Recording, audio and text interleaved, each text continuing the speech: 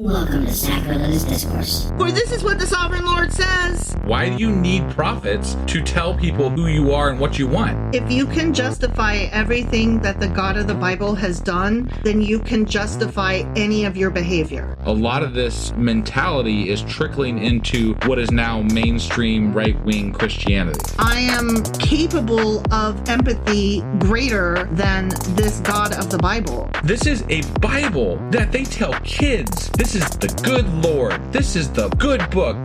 He is fantasizing about murder, mass murder. Head over to sacrilegiousdiscourse.com right now to find out how to leave us a review or support us on Patreon.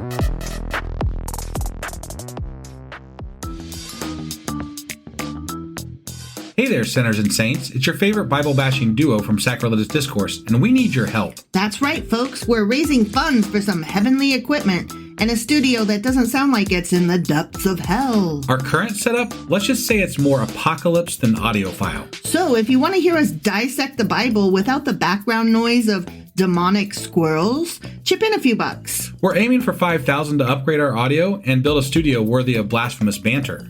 Donate today and help us spread the good word of atheism. You can find a link right on our homepage, sacrilegiousdiscourse.com. Every dollar counts. Even if it's from your collection plate.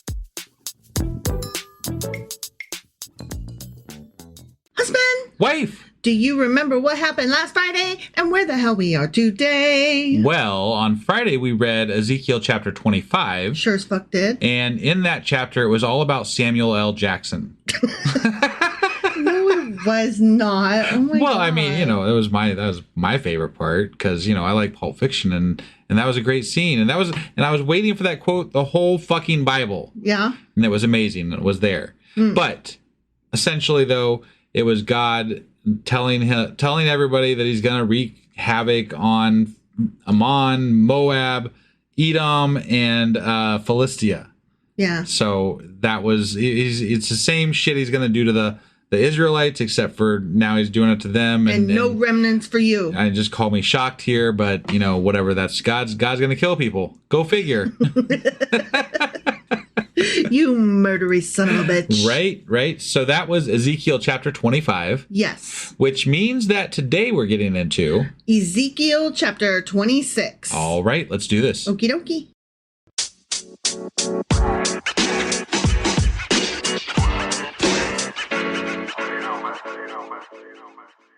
All right, we are hopping into Ezekiel chapter 26. Okay. And before we start, just want to tell you a little bit about this chapter because we're talking about a different city than what we've normally talked about. Okay. Okay? Yeah. So we're going to be talking about Tyrus or Tyre, Tyre. Sure. Okay? Yeah. And Ezekiel starts a new prophecy in this chapter. Okay. That goes on through the 20th chapter. Got it. Wait, no, ending in the 20th verse of chapter 28. Got it. Okay. So a couple chapters here, 26, 27, 28. Sure. Okay. And this is going to be a declaration of the judgments of God against Tyre. I'm guessing it's Tyre, not Tyre, since it's Tyrus. See, I would have said Tyre. I would have said Tyre, except that when we're talking about Tyrus. Right. So, I don't know. Anyway, God forbid we ever look up any pronunciations. I mean, that is above my pay grade. Right. So, Tyre, we're going to call it Tyre. Okay. It's just more fun. Sounds good. It's a very famous Phoenician commercial city and major seaport, which was taken by Nebuchadnezzar after a very arduous siege of 13 years. Uh-huh. And it's located on the Mediterranean coast of Phoenicia, just north of Palestine. Okay. And it was a leading commercial center of the ancient world. Got it. Okay. And it was a city made up of two separate parts. The one part was built on the mainland coast, and the other half of the city was an island a very short distance away. Got it. And just for the record, I did look it up real quick while you were going over that information. It is Tyre. See, that makes sense since So Tyrus. I apologize, but Yeah. That sucks. Yeah. So that city that has a dumb pronunciation is what we are going to be talking about today. Got it. Just kind of wanted to put it in location geographically so we kind of have an idea where we're talking about. Yeah. Okay? Yeah. All right. So let's get started.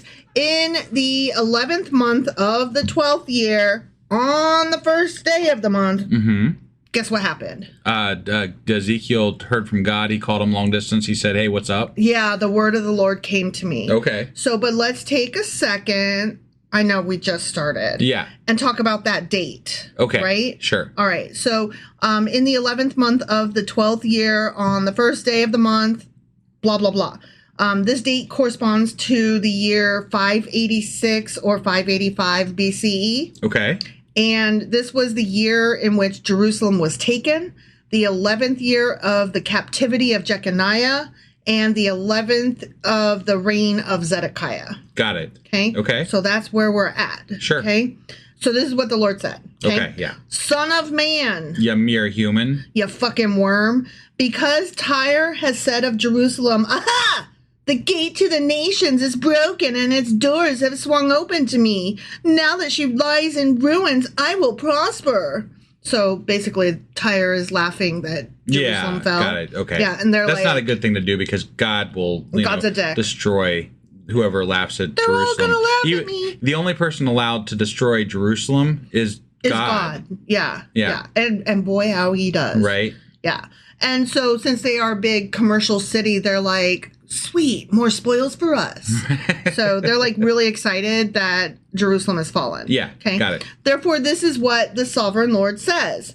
I'm against you, Tyre, and I will bring many nations against you like the sea casting up its fucking waves. Okay. Yeah. They will destroy the walls of Tyre and pull down her towers. I will scrape away her rubble and make her a bare rock. Boom. How about that, bitches? Sounds pretty bad. Yeah, he's going to knock them the fuck down. Okay. Yep. Out in the sea, she will become a place to spread fish nets. For I have spoken, declares the sovereign Lord. Got it. And then he says some more. She will become plunder for the nations, and her settlements on the mainland will be ravaged by the sword. Then they'll know that I'm the Lord. That's the violence, the Yes. killing. That's how we always know that God is the Lord, right? Oh, look at all these dead people. God must have come through. You know how that God is. Right? Yeah. Fucking Yahweh.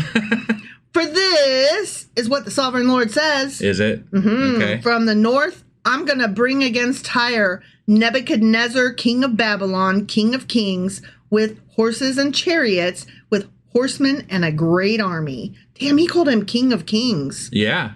That doesn't seem like God would say that, right? No, because that's how Jesus is referred to. Right. In the New Testament. It seems way too he's given him too much, like Right? he's that's too much of a namesake to give to somebody other than somebody that's in, God's corner. You know that guy I hate? The total king of kings. Like, what? He will ravage your settlements on the mainland, this Nebuchadnezzar peach. Yeah. With the sword. The sword of the Lord. Yeah. Definitely not space lasers. No. That's more Marjorie Taylor Greene you're thinking. Yeah. He will set up siege works against you, build a ramp up to your walls, and raise his shields against you. He will direct the blows of his battering rams against your walls and demolish your towers with his weapons. So I have to wonder if historically if this ever actually happened. It actually did. It did. Okay. Yep. So then the next thing that I have to wonder is, was this written before or after? And I have to believe from my own experience with the Bible thus far that it was probably written after. The way it's described, it was like 100% after. Right, because this sounds like a checklist of what they were fucking doing to destroy Tyre. Yeah. So it's totally a checklist. Yeah. His horses will be so many that they will cover you with dust. Your walls will tremble at the noise of the war horses, wagons, and chariots when he enters your gates, as men enter a city whose walls have been broken through. The hooves of his horses will trample all your streets. He will kill your people with the sword, because murder is fun. Yeah. And your strong pillars will fall to the ground, as they do. Sure. All these pillars always falling everywhere. What does it take for them to chop down a pillar with swords, I wonder? Why would they worry about that? What does that matter? Well, I guess they have the battering rams. Yeah, I was going to say they have more than just swords. So, yeah. Yeah. And who fucking knows? They might even have some giants. They will plunder your wealth, and loot your merchandise. Okay. They will break down your walls and demolish your fine houses and throw your stones, timber, and rubble into the fucking sea. I will put an end to your noisy songs, and the music of your harps will be heard no more. Boing, boing, boing. God is so loving and wonderful. He's such a great guy, isn't he? He's sweetie. I swear, I've just never heard a more loving piece of fucking shit. Yeah, it's so true. I will make you a bare fucking rock, and you will become a place to spread fish nets. You will never be rebuilt, for I, the Lord, have spoken, declares the sovereign Lord. This is what the sovereign Lord says to Tyre. Tyre. Yep. Will not the coastlands tremble at the sound of your fall when the wounded groan and the slaughter takes place in you? I don't know, will they? Then... Why does he always ask questions like that? It's so weird, right? Is the sky not blue? I don't fucking care. I don't know. You tell us. You're God. You tell us. How about you let us know? Does a bear not shit in the woods? Then all the princes of the coast will step down from their thrones and lay aside their robes and take off their embroidered garments. Clothed with terror, they will sit on the ground, trembling every moment, appalled at you. So this is... he's saying that all the other people around Tyre are going to hear what happened, and their princes are going to be freaked the fuck out. Got it. Okay? Got it, yeah. And so they're mourning the fall of Tyre at the same time that they're like, oh, fuck. Yeah. That, I'm sad for them because everybody loved Tyre. Sure. But at the same time, I'm also scared for me. Sad, scared. Okay? Right. Then they will take up a lament concerning you and say to you, how you are destroyed, city of renown, peopled by men of the sea. Okay. Chicken of the sea? You were a power on the seas, you and your citizens. You put your terror on all who lived there. Now the coastlands tremble on the day of your fall. The islands in the sea are terrified at your collapse. Okay. This is what the sovereign Lord says. Again, why does he have to keep announcing that he's saying more? Isn't it just implied that if he keeps talking, that he's still talking? Because you know why? Why? Because he's Foghorn Leghorn. Oh, okay. He's the OG of I'll said. When I make you a desolate city, like cities no longer inhabited, which is, what desolate means. Right. And when I bring the ocean depths over you and its vast waters cover you, then I will bring you down with those who go down to the pit, to the people of long ago. Okay. So he's talking about burying them, being like the pit is when you bury your dead. Right. Okay. I will make you dwell in the earth below as in ancient ruins with those who go down to the pit, and you will not return or take your place in the land of the living. So there's a little bit of extra here when he's saying, nobody usually returns from the land of the living. He's referring to their quote unquote souls. Oh. He's saying you're not going to have an afterlife. You're done. Got it. You do not get to level up. You're not just dead. You're super dead. You're all dead. Got it. Not just quasi dead or dead adjacent. Yeah. You're totes dead. Sure. You're Sans alive even. Right? Yeah, exactly. So, you have been unalived to the max. Right. Yeah. Okay. Yeah. So that's what he's talking about. You're not going to have an afterlife. Right. I will bring you to a horrible end and you will be no more. You will be sought, but you will never again be found, declares the sovereign Lord. The end. Okay. I do have some notes about this chapter that I wanted to go ahead and do now because they're not Q&A worthy to wait till Saturday. Okay. But they are just kind of a little bit FYIs? Yeah, just Sure. FYIs, Right. like interesting turns of phrase and stuff. Yeah. Okay, so let me go down. Okay, I got the date, blah, blah, blah. What else did I have here?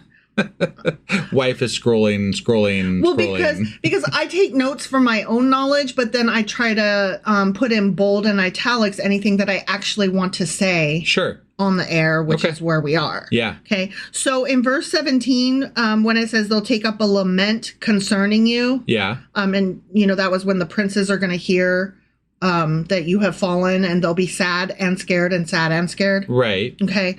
The word that they use is lament, but in other translations, they use a word kana or kanot, Okay. which is a Hebrew dirge, sad poem, or elegy. Okay. And I just thought that was kind of worth mentioning. It's basically, Kinda cool. essentially sort of the same thing, isn't it? It's all the same. Okay. Yeah. I mean, yeah. I just, I'm saying it because if you're reading a different translation, it might have different words. it'll have different words. And not only that, but it might be something that we come across in a different chapter. Who fucking knows? Right. So I just wanted to put it out there that, hey, this is a thing. And there may be people out there listening that are following along with a different version of the Bible. Exactly. And they see different words when we're reading this. So And then, like, they might not know what a dirge is. Like, you didn't always know what a dirge was.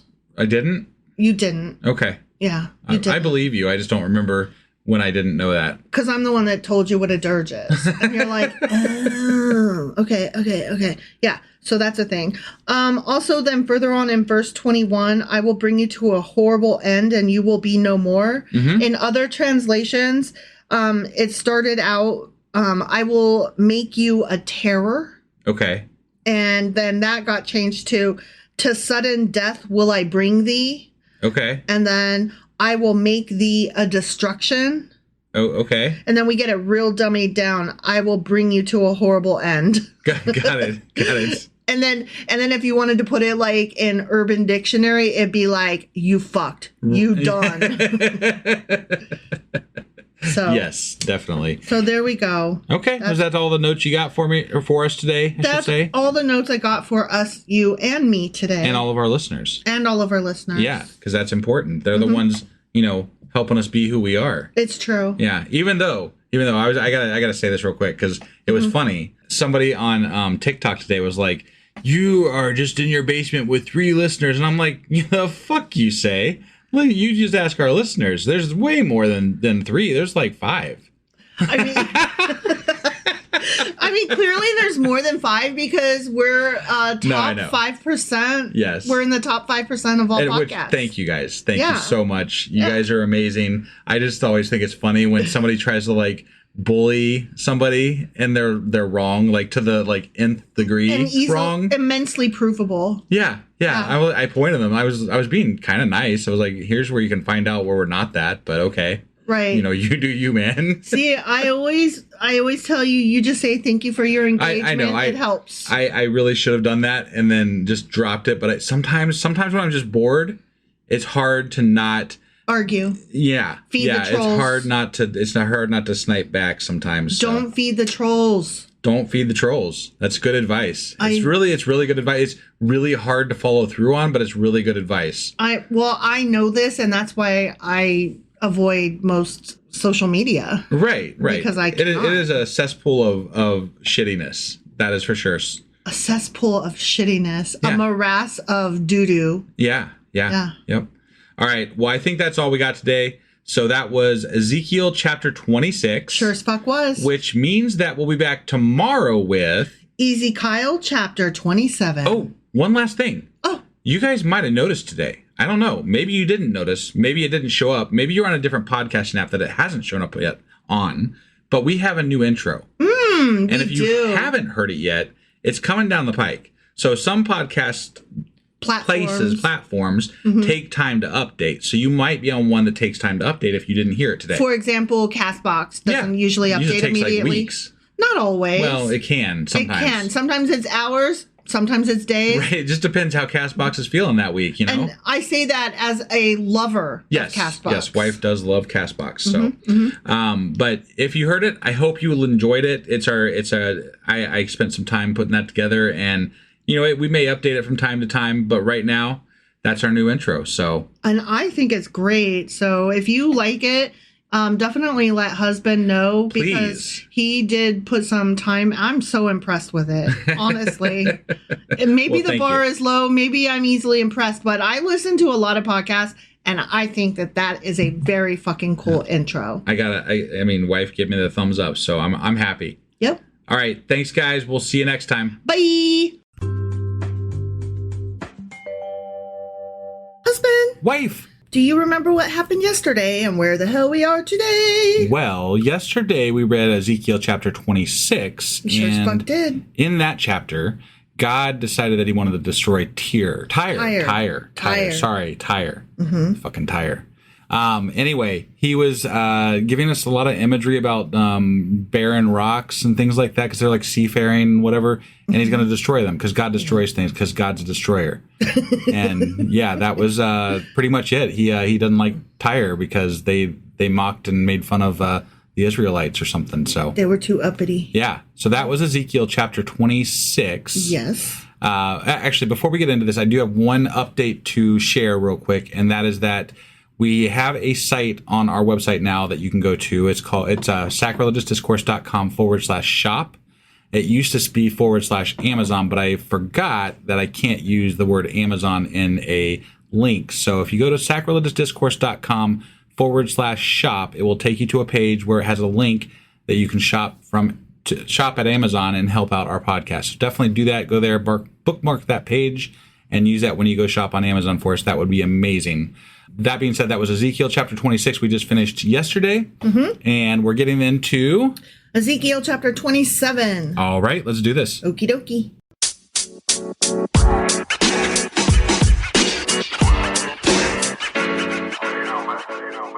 All right, we are getting into Ezekiel chapter 27. Or as I like to say, Ezekiel chapter 27. That's not what you like to say. It's what I'm going to say. It's what I did say, and I shall keep saying it. So, yeah.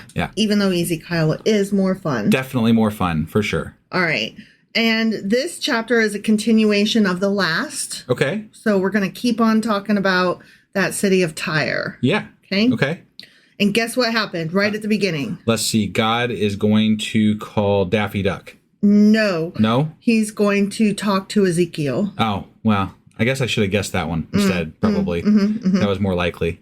It's not likely in the sense that it actually happened, but likely as far as the book says, anyway. Yes. But anyway. The word of the Lord. The word of the Lord. Came to me. It did? As it does. Okay. Me, Ezekiel. Yeah. Not me, wife. Right. Son of man. Yeah, mere human. You fucking worm. Take up a lament concerning Tyre. So now we're going to be sad about them, because we're going to be like, oh, God destroyed them, and now we should be sad for them, maybe. Right. Sort of. Those fuckers. But it was still justified, apparently. Right. Because they laughed at us. Yeah. They were all going to laugh at you.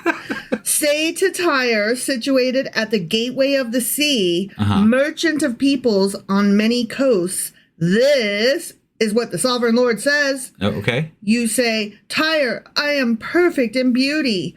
Your domain was in the high seas. Your builders brought your beauty to perfection. They made all your timbers of juniper from Senir.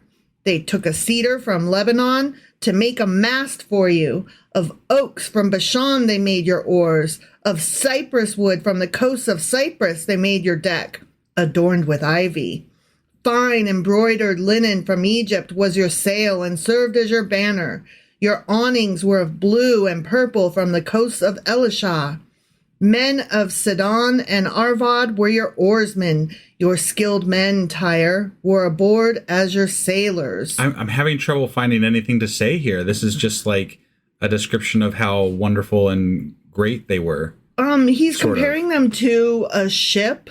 Yeah. Because they were seafarers. Because they were seafarers. Right. And just a quick addition here where he says your domain was the seas and your your city was situated at the gateway to the sea. Yeah. In the original text, gateway was plural, gateways to the sea. All right. And that's because it probably had more than one harbor, one facing north and one facing south. Got it. So they were a big deal. Yeah. When they earlier on in earlier chapters, when we were talking about the people of the islands. Yeah. These were them. Not just these were them, these were the top of them. Got it. These were the big ends. The Tyres, the Tyrians, they were the top dogs as far as seafaring and all that. It's funny to hear you say Tyrion because that's like Game of Thrones.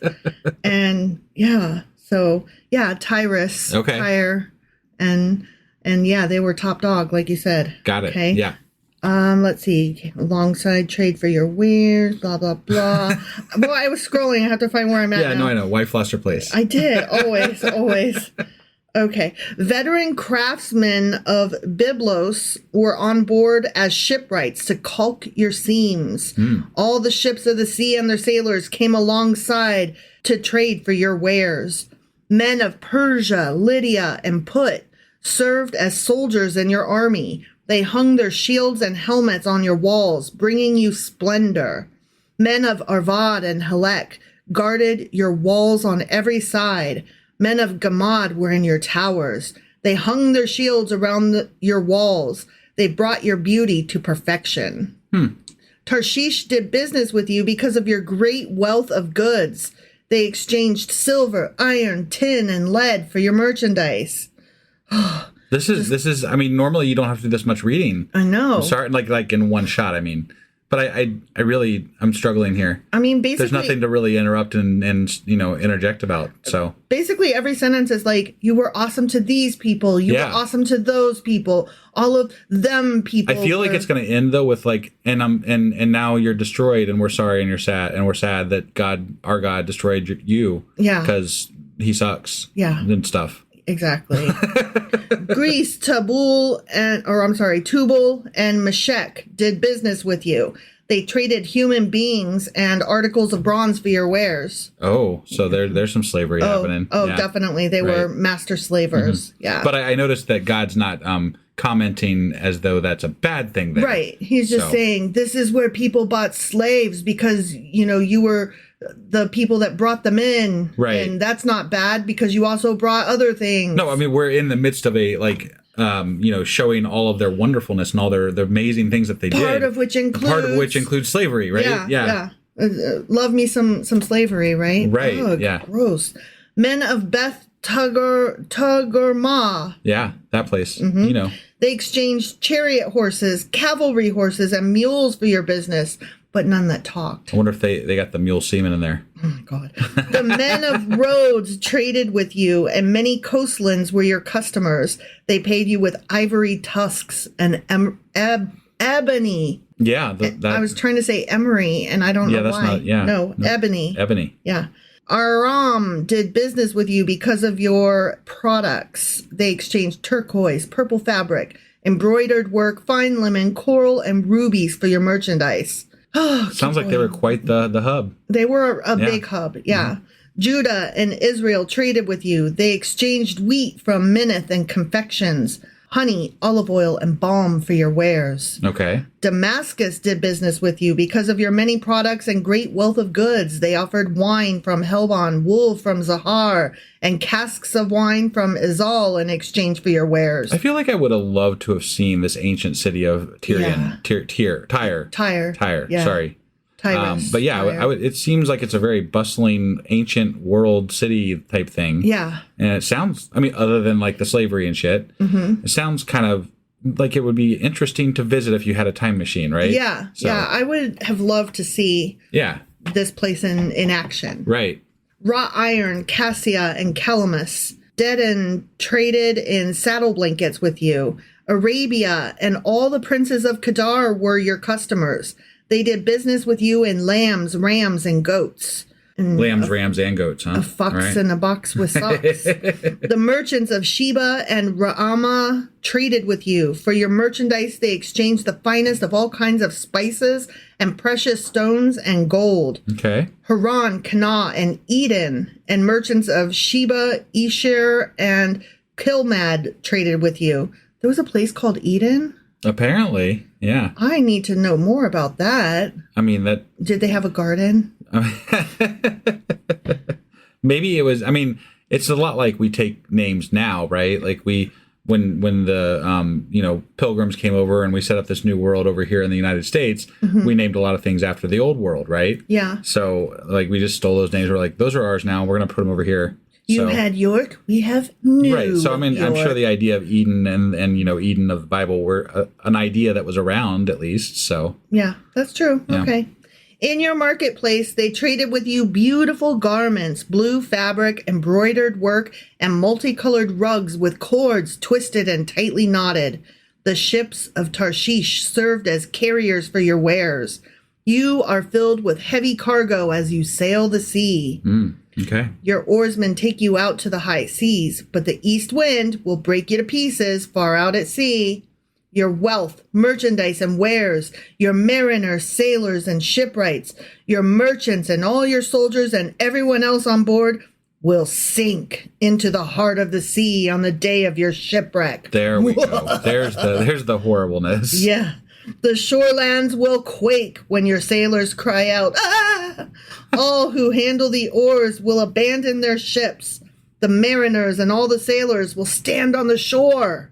Okay. They will raise their voice and cry bitterly over you. They will sprinkle dust on their heads and roll in the ashes. I see. They will shave their heads because of you and will put on sackcloth. Well, it sounds like they're very well revered, I guess. Yeah, so, they're very crying. sad about They're it. like, fuck me. This place is gone. Wah. Right. Yeah. They will weep over you with anguish of soul and with bitter mourning. As they wail and mourn over you, they will take up a lament concerning you. Who was ever silenced like Tyre, surrounded by the sea? With your merchandise, when your merchandise went out onto the seas, you satisfied many nations. With your great wealth and your wares, you enriched the kings of the earth. Now you are shattered by the sea in the depths of the waters. Your wares and all your company have gone down with you. This is actually kind of a really neat literary device. Yeah. To take what they're renowned for and then turn it into an example of like representing, like taking what they're renowned for and using that as, you are famous for ships, and so I'm going to call you a ship, and I'm going to refer to your downfall as the sinking of that ship. Right, yeah. I'm really impressed with this, actually. Yeah. I mean, for the Bible, it's not horrible. Trying to give due its due. Yeah, okay? for sure. Because I'm the first to complain when this shit sucks, such as with the slavery. Yeah. The sale of humans. Yes. But overall, I'm really enjoying the literary symbolism here. Yeah. That's very cool. All who live in the coastlands are appalled at you. Their kings shudder with horror, and their faces are distorted with fear. The merchants among the nations scoff at you. You have come to a horrible end and will be no more. The end. Okay. Now, when they say that they're appalled at you, I don't think that's the correct use of that term. No, they're not going to mourn they'd be you. more, if they were appalled at anything, they'd be appalled at what the Babylonians did to them or whatever. Right? Or God. Yeah, right. I'm sorry, God. My bad. Whoever destroyed them, they would be appalled at that, not appalled at this great seaport that they're like, this seaport is awesome. Oh, I'm so appalled at them. Yeah. No, they're appalled at the destruction. I guess you could be appalled if it was like literally horrific to look at. Like that's appalling to even look at. Right. But again, that's appalled at the destruction. Right. And that's not fair enough. What it said. It's saying they're appalled at you. Right. The city. Right. No, they revere the city. They're appalled at the city's destruction. Right. And their kings shudder with horror and their faces are distorted with fear. Yeah. Right. They're like, oh, fuck me. And I can see why they're fearful. Like, I mean, it's apparent. And we all know I'm pretty sure this is Babylon. Actually, I think they said it in the last chapter that it was Babylon doing this, right? Yeah. And that's the sword of the Lord, right? That's coming down on these people and Israel and all this shit. Right. Where it says the merchants among the nations scoff at you. Yeah. I don't think they're scoffing. No. They can't both be scared and be like, you stupid idiots. Right. And maybe some of them are scoffing, some of them are scared. It kind of depends on who you are. Maybe if you're one of the people that are in cahoots with Babylon, maybe you are scoffing if you're not in cahoots, you're like, fuck, they're going to kill me too. Okay, but they just spent an entire chapter's worth describing how awesome this place is. Yeah. And then they're like, everybody loves you and trades with you. Everybody comes through your ports. And now some of them scoff at you. No, that Right. doesn't read correct. That's true. That's not what happened. I'm sorry. Yeah. That's not, like, stick in a lane. Right now we're talking about how awesome this place was, and we're lamenting it having fallen. Yeah. Right? That's what the whole chapter is about. Yep. So they picked the wrong words in this translation. They're not appalled or scoffing. They're maybe appalled at the destruction and appalled at the destructors. Yeah. And if they're scoffing, they are scoffing at, I can't imagine what they'd be scoffing at, honestly. Sure. Yeah. So, I don't know. But the God likes to say that once he destroys something, people are going to laugh and scoff at them. Like that's a thing that the Bible, that Ezekiel. People that no longer should be embarrassed or that no longer survive should be embarrassed. And keep in mind too that looking small or looking weak in front of your enemy or your neighbors in this time frame was a big deal. All like right, that made people want to not be that, right? Like that was a motivator. I don't want to look this way. Even God, according to the Bible, doesn't want to be embarrassed by in front of his neighbors, right? Right. So like it's a thing that even God in the Bible is supposedly fearful of doing. I hear that, but again, you no longer exist. You're all dead. You should be so embarrassed, you people that aren't alive. Well, and we don't know what the mindset was back then. Maybe they looked at death as embarrassing. Maybe the fact that you got conquered was embarrassing. Maybe that was something worthy of derision. You know, I don't really know what the mindset was of these people in the ancient times. And I don't know. I mean, they were very tied up in a lot of things that were very manly. So that's true. And that is one of those things, like to show your weakness in front of people would maybe be the maybe show it cause derision, you know? So it's just that where it says their kings shudder with horror and their faces are distorted with fear. I believe that. Sure. I believe that. Yeah. Where the next sentence says the merchants among the nations scoff at you. I don't believe that. Right. I don't believe it either, but I think the wording is used because of how it is taken by people in that time. Yeah. So all right. Fair? I guess. I still think that it's shitty writing. Probably. Yeah. I mean, it generally is in this book. Yeah, so. Yeah. I liked the symbolism and the, what's that called? Not a metaphor. Yeah, it's a metaphor. Okay. Yeah. All right. You're the writer, so I bow to you. It's a metaphor. I like the metaphor of the seafaring city as a ship. Sure. That's great. Yep. All right. Well, that was Ezekiel chapter 27. Yes, it was. Which means that we will be back tomorrow with Ezekiel chapter 28. And just a quick housekeeping note here. We are doing our live. If you get this the day that it comes out, we'll be doing it shortly probably because we're doing it tonight, Tuesday at 10 o'clock p.m. on Discord. The link will be in the show notes.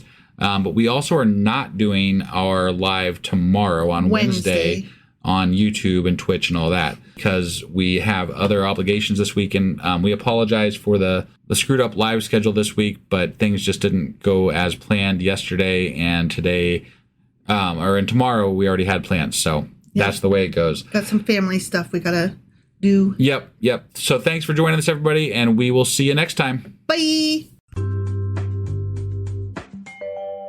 Husband. Wife. Do you remember what happened yesterday and where the hell we are today? Well, yesterday we read Ezekiel chapter 27. Sure as fuck did. And in that chapter, God was it God or somebody was lamenting Ezekiel? I'm not sure who it was. I think it was God, though. They were quoting the other people in the other cities, the other kings. Got it. Well, anyway, they were lamenting the destruction of Tyre. Tyre. I always screw that up. I know. I want to say Tyre so bad. So do I, but it's just Tyrus. not. It's Tyre. Yeah. Yeah. But they were talking about how Tyre is a ship and how all these things are parts of the ship, and then God's going to sink the fuck out of it.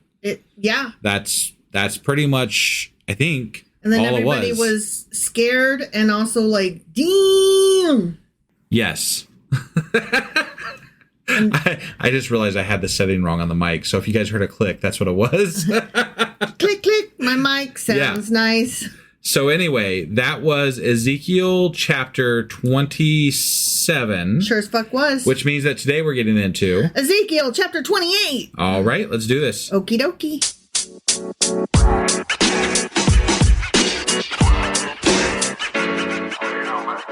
All right, we are hopping into Ezekiel chapter 28. Or as I like to call it, Ezekiel chapter 28. Big E, here we go. All right. The word of the Lord, guess what it did? It came to him. It came to me. It That's did, right, yeah. me being Ezekiel. Right, yeah. Son of man, You mere human. you fucking worm, say to the ruler of Tyre, this is what the sovereign Lord says. In the pride of your heart, you say, I'm a god. I sit on the throne of a god in the heart of the seas. Ooh, that's highfalutin. Yeah. You can't talk like that when Yahweh's about. Well, You don't want Yahweh again, to hear that. this guy Ezekiel is going to come to him and tell him, "Hey, there's this other god that I hear and you can't. Yeah. And you can't act like you're a god on that seat there that you." I mean, to be fair, you're only human, so you shouldn't anyways. But, Right. But also on top of that, my secret little sky daddy, he's going to get pissed. I mean, I would just think the person's crazy if they told me that. You Right. know, like, what is wrong with you, man? Yeah. But you are a mere mortal and not a god, though you think you are as wise as a god. Okay. Yeah. I mean, I would wager that I might be wiser than God. I'm not going to argue with a king, though. How about that? No. No. Well, I mean, if it's a nice king and they're willing to argue with That's you, not an argument. That's a debate. Oh, okay. All right. A debate is where you can argue without getting in trouble. Sure. And also there's less personal anger involved. Okay. It might get heated, but it doesn't get like, you son of a bitch. I honestly don't think that Ezekiel ever went and talked to the king of Tyre. I don't either. I mean, this just sounds kind of ridiculous. Like, I just think they want to pretend like it happened, and they're like, this is what Ezekiel would have said. So they're doing like what's her name? The lady that shot her dog? the Gnome, Christy Gnome? Yeah, Christy Gnome, yeah. Yeah. Like, I totally met Kim Jong Kim Jong-un. Thank you. I Is couldn't it say Un or I can't remember which one Kim it is. Jong-un. Yeah, I think that's right. And they were like, did you though? And she was like, I'll speak to my editor. Like, oh, so then you didn't. Right, yeah. That's what Ezekiel's like. I totally talked to the king of Tyre. Prove I didn't. Like, And how they're did that pass a fucking editor, though? Like seriously, though. It passed the editor because she told him to put it through regardless. Yeah. Like, did this actually happen? And she was like, yeah, it absolutely did. Yeah. From what I understand, off the record, there are several people being like, we totally told her to take it out. And Yeah. she wouldn't listen. Oh, I'm sure. Yeah. I'm sure. Anyways. But what's the incentive in this day and age, right? Yeah. Because Trump can say whatever the fuck he wants and gets away with it. And most of the Republicans can say whatever the fuck they want and get away with it. Because generally, their news sources that their people listen to will just back them up. Oh, I was listening to somebody that made a good point. Every year or two, they will totally turn on one of their own to throw as like a sacrifice to the gods. And remember, like a couple years ago, it was Madison Cawthorn, right? When he was like, they totally have, orgies and cocaine parties. Well, I felt like he was touching on something that would have threatened the rest of them at some level. Yeah. And they were like, no, get this fucker out of here. Yeah, but it's true though. Like they totally just run the bus over one of them, and they're like, here, you can have this one, and now we can pretend, look, we totally have our norms. We don't shoot dogs, we don't have orgies, we're great. Like, the bar is so fucking low. And not that I'm against having orgies if that's your fucking thing, whatever. Sure, I'm not into it, but you do you consensually. Right. Yes. So anyway, God is still talking. Okay. He's like, or he's telling Ezekiel to say to King Tyre, right, yeah. Are you wiser than Daniel, whoever the fuck that is that we haven't met yet, but we're going to eventually, I think? Is that a prophet? Is it going to be a prophet? I think so. Okay, all right. I think so. Some dude. Sure. I don't know. This dude named Daniel, are you wiser than him? Ooh. Is no secret hidden from you? By your wisdom and understanding, you have gained wealth for yourself and amassed gold and silver in your treasuries. I mean, by the way they describe Tyre, they seem to be doing pretty well for themselves. Yeah. I guess if I was king of Tyre and that was my place, I'd feel pretty good about myself for what I had created, Yeah. I mean, it sounds like capitalism's working fine for him. Yeah. Honestly. Right. By your great skill in trading, capitalism, you have increased your wealth. And because of your wealth, your heart has grown proud.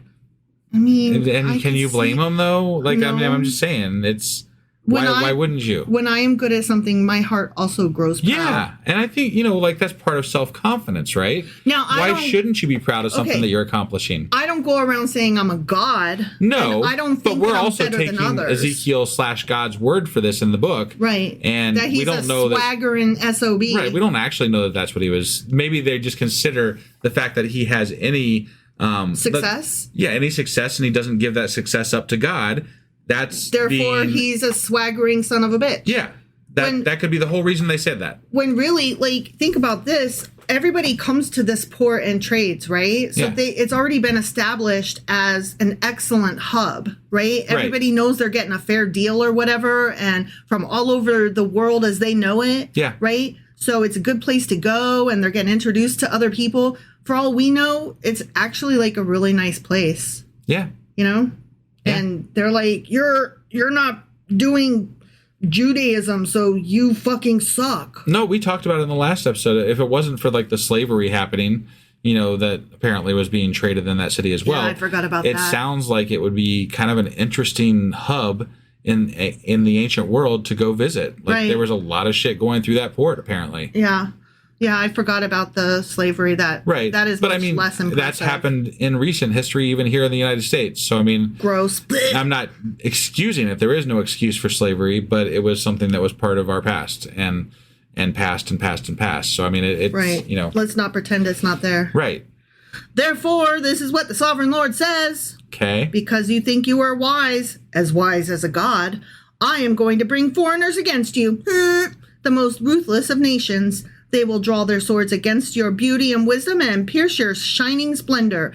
I mean, he's basically saying, how dare you be pretty and successful? Fuck you for that. But we were proud of Solomon being wise. Wise was a very good thing when Solomon was that. Yeah. So why do we have a problem with this guy? It's strictly, I think, because he does not worship Yahweh. Yeah. That's all it is. It has nothing to do with how wise he actually is. Or how successful he actually is. It says beauty and wisdom. So it's they're successful, beautiful, and wise. Right. This all comes down to the jealousy that God has. In the Bible, this all comes down to the jealousy that God has with regard to how these people get treated, right? Yeah. So if they do not worship Yahweh, then Yahweh is going to kill them. Yep. Period.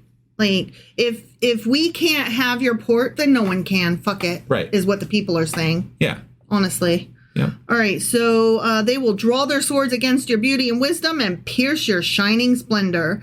They will bring you down to the pit, and you will die a violent death in the heart of the seas. Will you then say, I'm a god, in the presence of those who kill you? Listen, I have to tell you something. If someone asks if you're a god... You're supposed to say yes. You say yes. Right, but not if somebody's going to... I mean... That's from Ghostbusters. Yeah, no, I know. Okay. But, generally, I think you're not going to exclaim that you're a god in front of someone who's going to kill you. I'm a god, bitches. I'm a god. That's not how that works, no. I got a sword against your throat. You going to say you're a god now? Absolutely not, sir. Right, yeah. You are pretty and smart. Please remove your sword. I will suck your dick. Thank you for not killing me. Have a nice day. You will be but a mortal, not a god, in the hands of those who slay you. Well, no shit, dipstick. Yeah.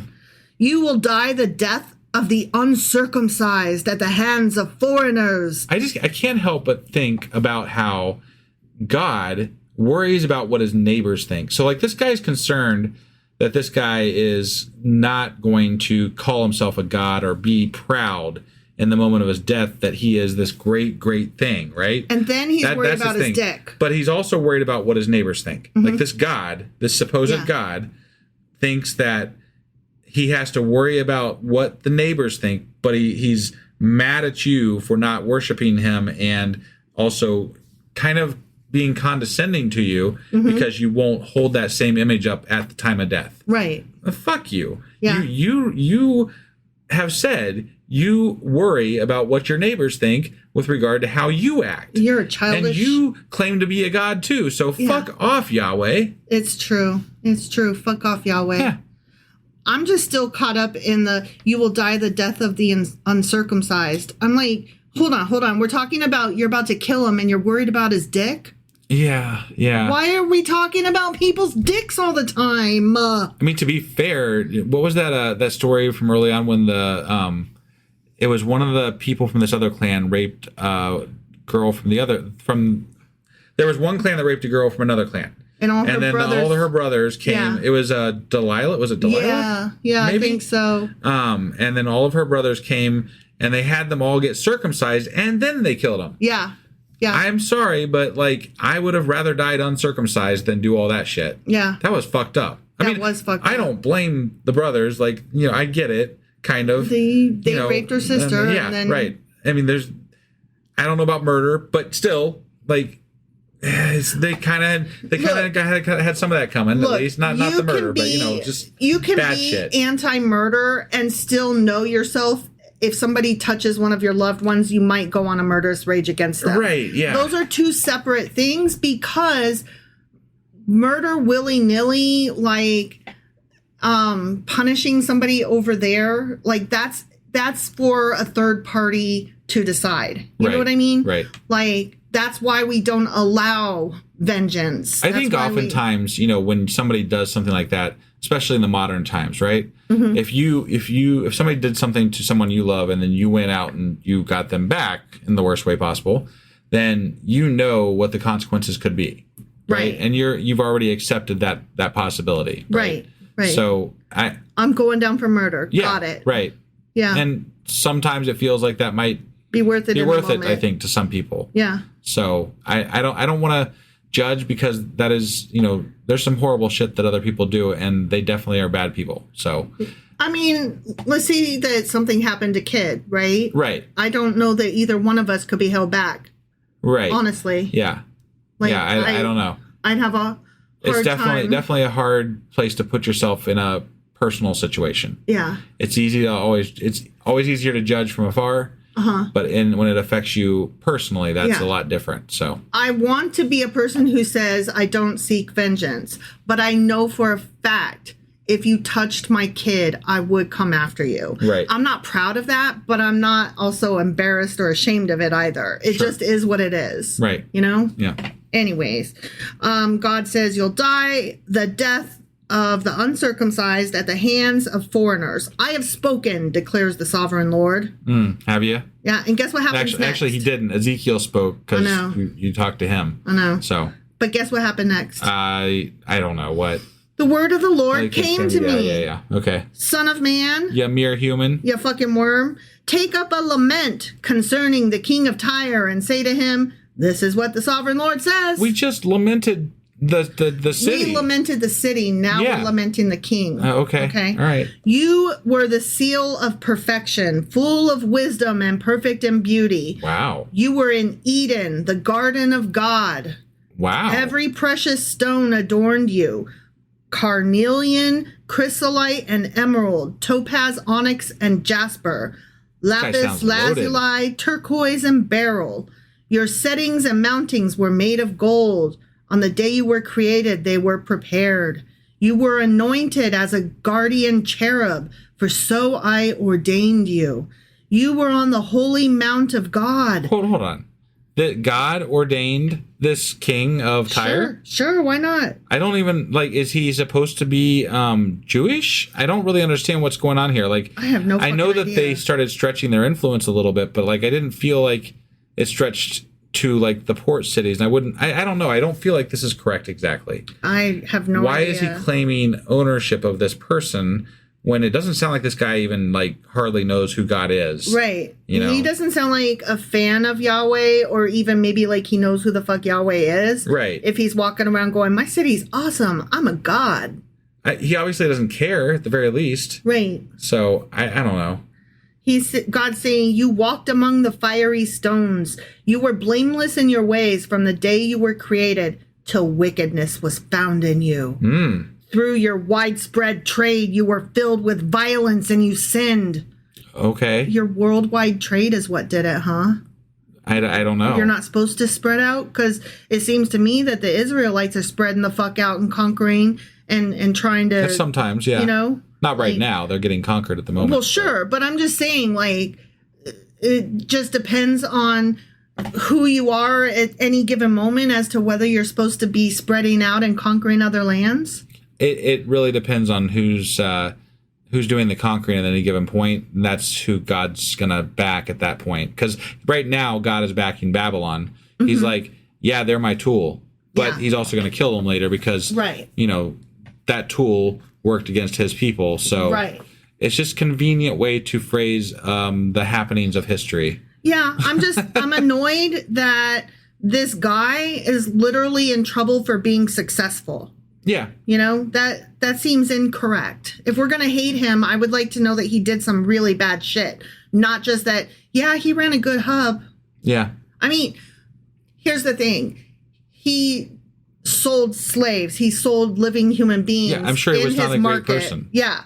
But that is not what God's pissed about. Right. You know what I mean? Yep. And if it was, I would be like, yeah, get him. Good for you. Get him. Sure. But at least that's a worthy. That makes sense, right? Cause, but that's not what it is. He's just like, you successful SOB. I hate how good you are at your job. Stop being arrogant and calling yourself a god. Yeah, yeah. Yeah. So I drove you in disgrace from the mount of God, and I expelled you, guardian cherub, from among the fiery stones. Your heart. I mean, it sounds like God loves this guy more than he loved Solomon and stuff. Yeah. Right? What are the fiery stones? Do you have any notes on that? Or is that, I'm just curious. He keeps saying fiery stones. I don't know. Okay. I was just curious. I have no idea. I'll see if I can find anything for Q&A. Yeah. Your heart became proud on account of your beauty, and you corrupted your wisdom because of your splendor. So I threw you to the earth. Boom! I made a spectacle of you before kings. Nah. By your many sins and dishonest trade, you have desecrated your sanctuaries. So I made a fire come out from you, and it consumed you. And I reduced you to ashes on the ground in the sight of all who were watching. All the nations who knew you are appalled at you. You have come to a horrible end and will be no more. Okay. Was that the end? No, that's the end of that section. Okay. So I wanted to give it like a decent, like, got it. Yeah. Okay. So remember how I said that there was a prophecy against Tyre that lasted for a couple chapters? Yes. And it started in like 24, I think, or some shit like that. Right. So it's done now. Okay. Okay. But or maybe it was chapter 26. I don't remember. Anyways, it went on for a few chapters. Now we're done talking about Tyre. Okay. Okay. All right. So we're moving on to a new section. Sure. Okay. Yep. So guess what? What? The word of the Lord came to me. Did it? It did. Again. Okay. Some more. Got it. Son of man. You mere human. You fucking worm. Set your face against Sidon. Prophesy against her and say, this is what the sovereign Lord says. I'm against you, Sidon. So who the fuck is Sidon? I don't know. Sidon. It might be Sidon. Have we even talked about them before? I don't fucking know. It doesn't feel like we have. This is some city. Okay. You don't like. Sure. And among you, I will display my glory. You will know that I'm the Lord. Display your glory, man. No one wants to see that shit. Everybody loves his glory. Look at that glory. Yum, yum. You will know that I'm the Lord when I inflict punishment on you and within you and prove to be holy. Every time you're in me, I don't think you're holy. That is not a thing that happens. No. I will send a plague upon you. Whoa. And make blood flow in your streets. Whoa. Yeah, this is getting, like normal, actually. Yeah. Yep. I don't know why I just reacted that way. He's sending another plague. Holy shit. Okay. The slain will fall within you, the sword against you on every side. Then you will know that my name is the Lord. That I am the Lord. Oh, yeah, whatever. Yep. No longer will the people of Israel have malicious neighbors who are painful briars and sharp thorns. Yeah, that. Wait, no longer will who have painful? Who? Israel? No longer will the people of Israel have these malicious neighbors who are painful briars and sharp stones. Wait. Or thorns. We're talking. Israel is going into exile as well. Yeah. They've been conquered as well. Yeah. They don't have neighbors because they're conquered. What the fuck? Like, you laid waste to fucking Jerusalem. Yeah. And you're sitting here talking about worrying about their neighbors. Well, sometimes you have to take your dog out to a gravel pit and you have to shoot it, right? And then you're in the mood to shoot other animals while you're at it. So then you go get that billy goat that's been bugging you all these last few days. Yeah. And so then you're like, fuck it. And you take that billy goat out to the same gravel pit and you shoot it too. Hashtag true stories for, what was her name again? Christy Nome. Yeah. So clearly she got that from this portion of the Bible where God was just like, I'm in a killing mood. I got my gun loaded. I shot that dog. I mean, that is real. Right. And now I'm going to shoot this goat called Sidon. Yeah. Okay? Mm-hmm. Yeah. Okay. Then they will know that I am the sovereign Lord. This is what the sovereign Lord says. Yeah. When I gather the people of Israel from the nations where they've been scattered, I will be proved holy through them in the sight of the nations. Da, da, da, da, da, da. So this is all about the homecoming. Like, he's going to kill everybody, including his people. Mm-hmm. And then he's going to scatter some of his people, but they're all going to come back. Mm-hmm. And when they come back, because they're going to be so holy and wonderful at that point, because God will have changed their hearts and made them these most wonderful people who are probably so holy that you just can't even see straight. You probably should see straight, though, because you got to stay on that straight path. Mm-hmm. But that's when they're going to know that his name is the Lord. Yeah. That's when they're going to know that he is God. Yep. They won't know That's the time. That's the one. Yep. Then they will live in their own land, which I gave to my servant Jacob. They will live there in safety and will build houses and plant vineyards, and all their Lego sets will go together, and they'll have the one that you can't find anymore except on eBay. And it's going to be so groovy. It's going to be holy and nice. They will live in safety when I inflict punishment on all their neighbors who maligned them. Yeah. And there's going to be Barbies and Cabbage Patch dolls. And there's going to be no clothes are too big. All of your pants fit just right. Mm-hmm. And you can just always have enough water, but also Dr. Pepper, because why not? And chocolate for everybody.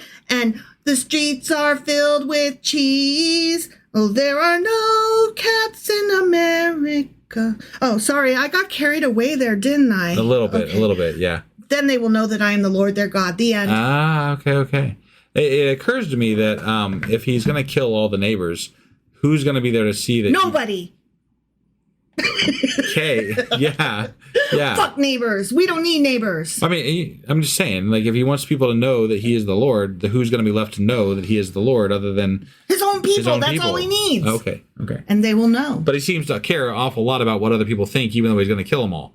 Well, so it's really weird to me. It's almost like this shit don't make no sense, and that it just is very topsy-turvy. Yeah. And what's that word where sometimes it says one thing, but then it contradicts itself and says something else?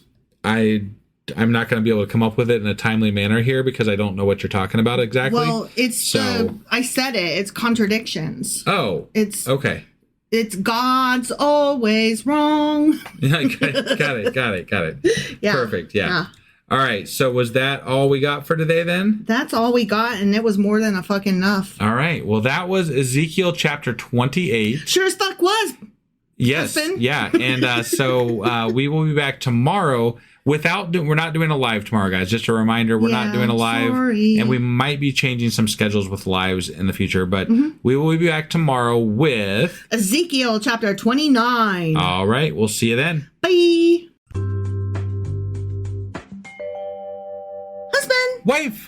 Do you remember where we were yesterday and where we are today? Well, yesterday we read Ezekiel chapter 28, and in that chapter, God was rebuking the leader of Tyre. The leader of the Tyre. Yeah. He was apparently too arrogant about his wonderful city that God went on about in length about how wonderful it was. Right. And he thought too much of himself, so because it was wonderful and he went on about how wonderful it was, God's going to kill him. Yes. Or make him suffer or do something really bad and sink his ship and all kinds of crap. This is why we can't have good things. Right.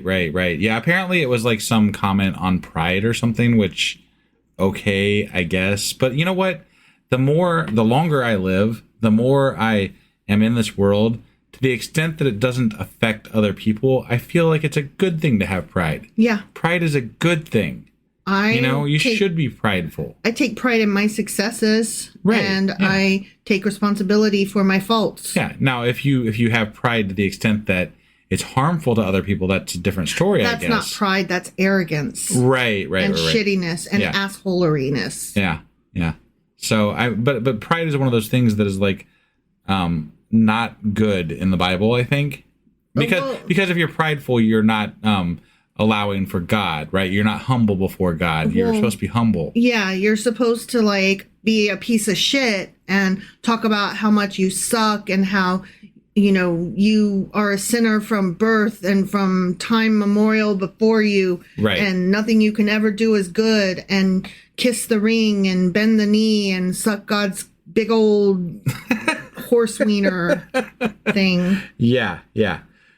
So before we get into today's episode, I do want to cover one thing that I've been throwing out, and I have changed it up. So if you head to our website, which is sacrilegiousdiscourse.com, and then do a /shop, you can help us out by shopping on Amazon through that link. And any of your purchases will give us a little bit of a kickback from those if you do that for us. So definitely go to that page, bookmark it, use that when you shop on Amazon. We would definitely appreciate it. That being said, what we just got done reading yesterday was Ezekiel chapter 28. Sure as fuck was. Which means that today we're getting into Ezekiel chapter 29. All right, let's do this. Okie dokie.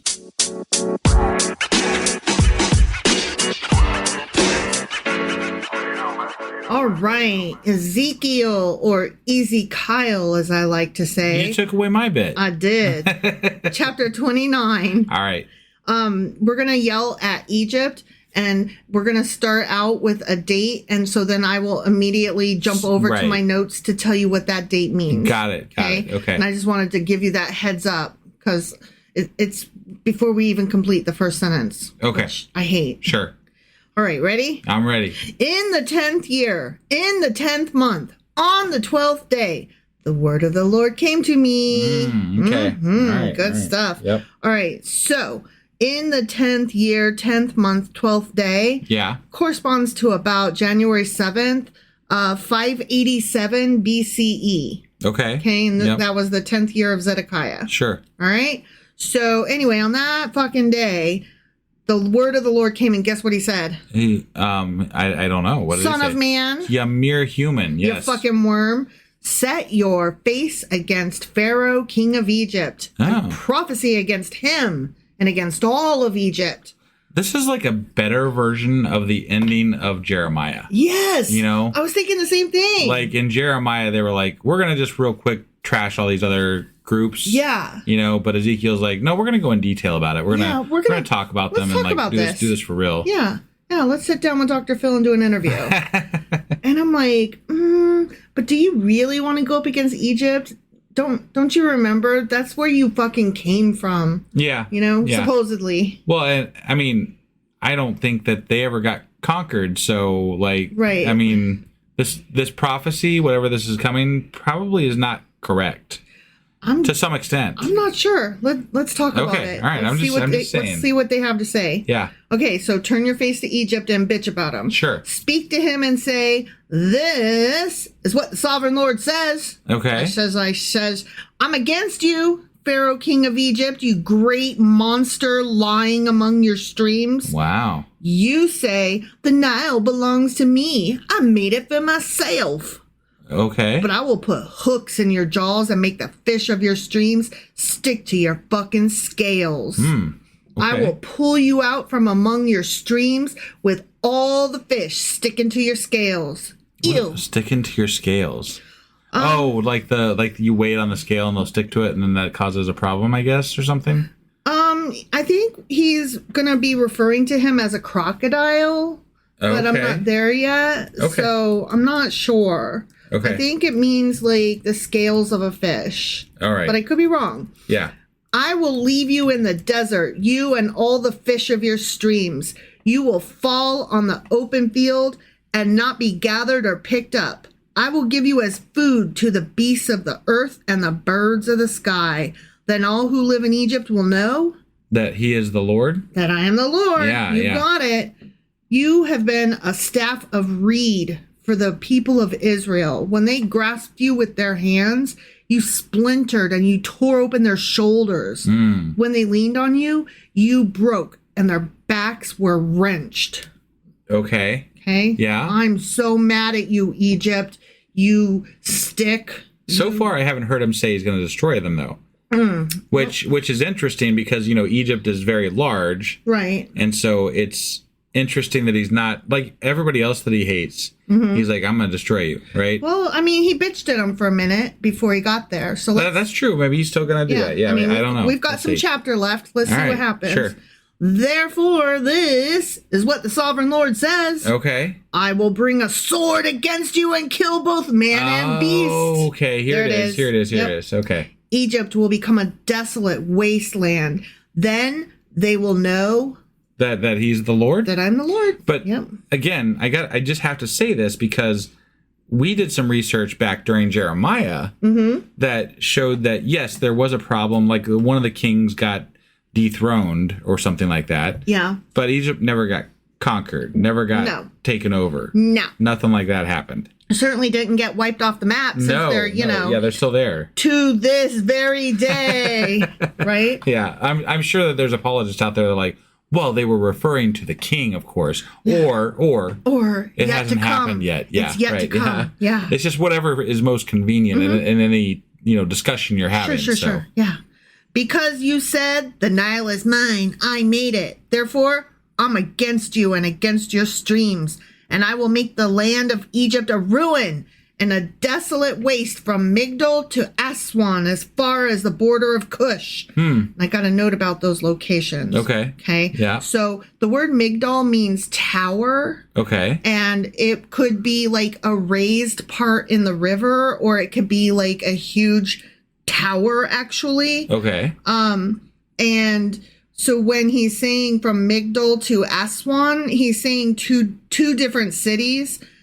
Cush being the third one that he mentioned. Yeah. Those three cities are the ones where the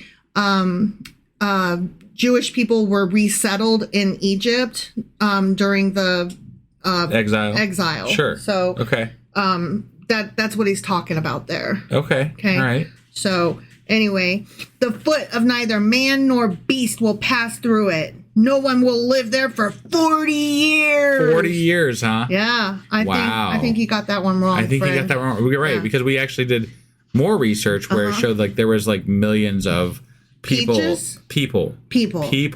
Millions of people that were Jewish living in Egypt at the end of the exile. Yeah, millions. So guys. like that doesn't sound like they were that's not 40 years of emptiness. No. Nope. I will make the land of Egypt desolate among devastated lands, and her cities will lie desolate 40 years among ruined cities. And I will disperse the Egyptians among the nations and scatter them through the countries. I'm going to go with this is a completely failed prophecy. False, yeah. Like this is wrong. This is bad. Like try again, God. Again, I'm sure the apologists work really hard, and I am curious. Like I want to go over this in the Q&A. Yeah. Because I'm like, this is wrong. Yeah. This is bad. This what is do not, you guys have to say about this, huh? Right. Yeah. Like they're going to throw out things like they lost a battle to Babylon out in this area. Right. Or they lost a battle here and the king got deposed or whatever. But this makes it sound like the same way he's talked about these other cities. I'm going to wipe you off the fucking map. Yeah. And that clearly did not happen. Right. Yet this is what the sovereign Lord says. Is it? At the end of 40 years, I will gather the Egyptians from the nations where they were scattered. I will bring them back from captivity and return them to Upper Egypt, the land of their ancestry. Okay. There they will be a lowly kingdom. It will be the lowliest of kingdoms and will never again exalt itself above the other nations. I will make it so weak that it will never again rule over the nations. Interesting. Egypt will no longer be a source of confidence for the people of Israel, but will be a reminder of their sin and turning to her for help. Why would he make an exception among the nations that he's destroying, other than his own people, to bring the Egyptians back? Because that's where they came out of captivity originally, and he's got a soft spot for them. I think it's I think it's more of a understanding that it will never happen fully. Yeah, probably. You know, like we're not going to be able to complete this one. I thought you were talking about why did God make an exception? Oh, well, God doesn't exist, so Yeah, that's a moot point. So you actually meant why did the prophecy / writer people make an exception? Oh yeah, totally. They were like, I don't know, guys, it's Egypt. Yeah, they're not going to actually. They've been around forever. Right? Yeah. Yeah, they're here as big as Babylon. Right. Yeah.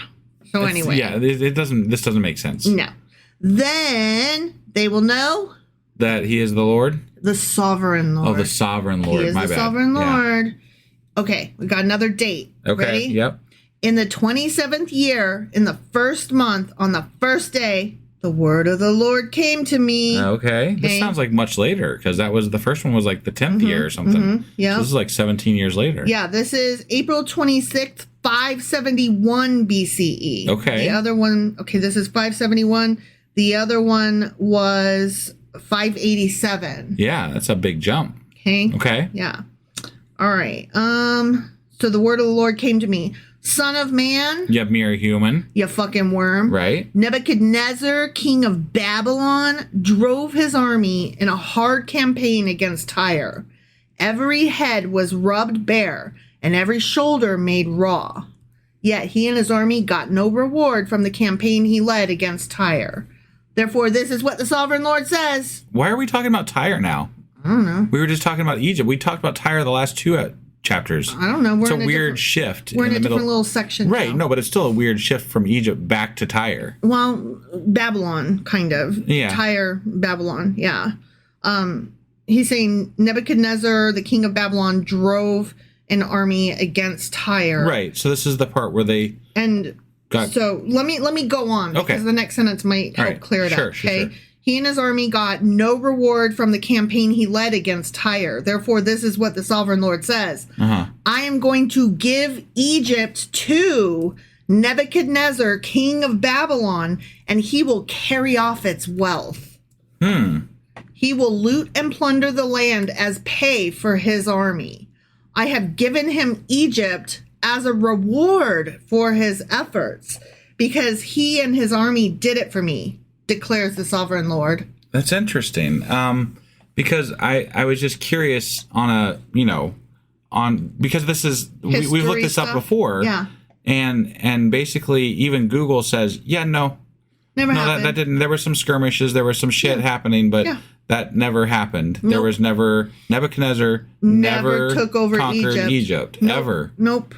Okay. Yeah. I just wanted to clarify that because that's very false prophecy. Yeah. Very false prophecy. Right. Now, from what I can see, there was some significant weakening of their power. Sure. But that was just because Nebuchadnezzar was very powerful and coming in, but they still held him off. Yep. So Egypt is what it still is. The power that it is. Yeah. Right. It's still a big deal. We still talk about Egypt today. Right.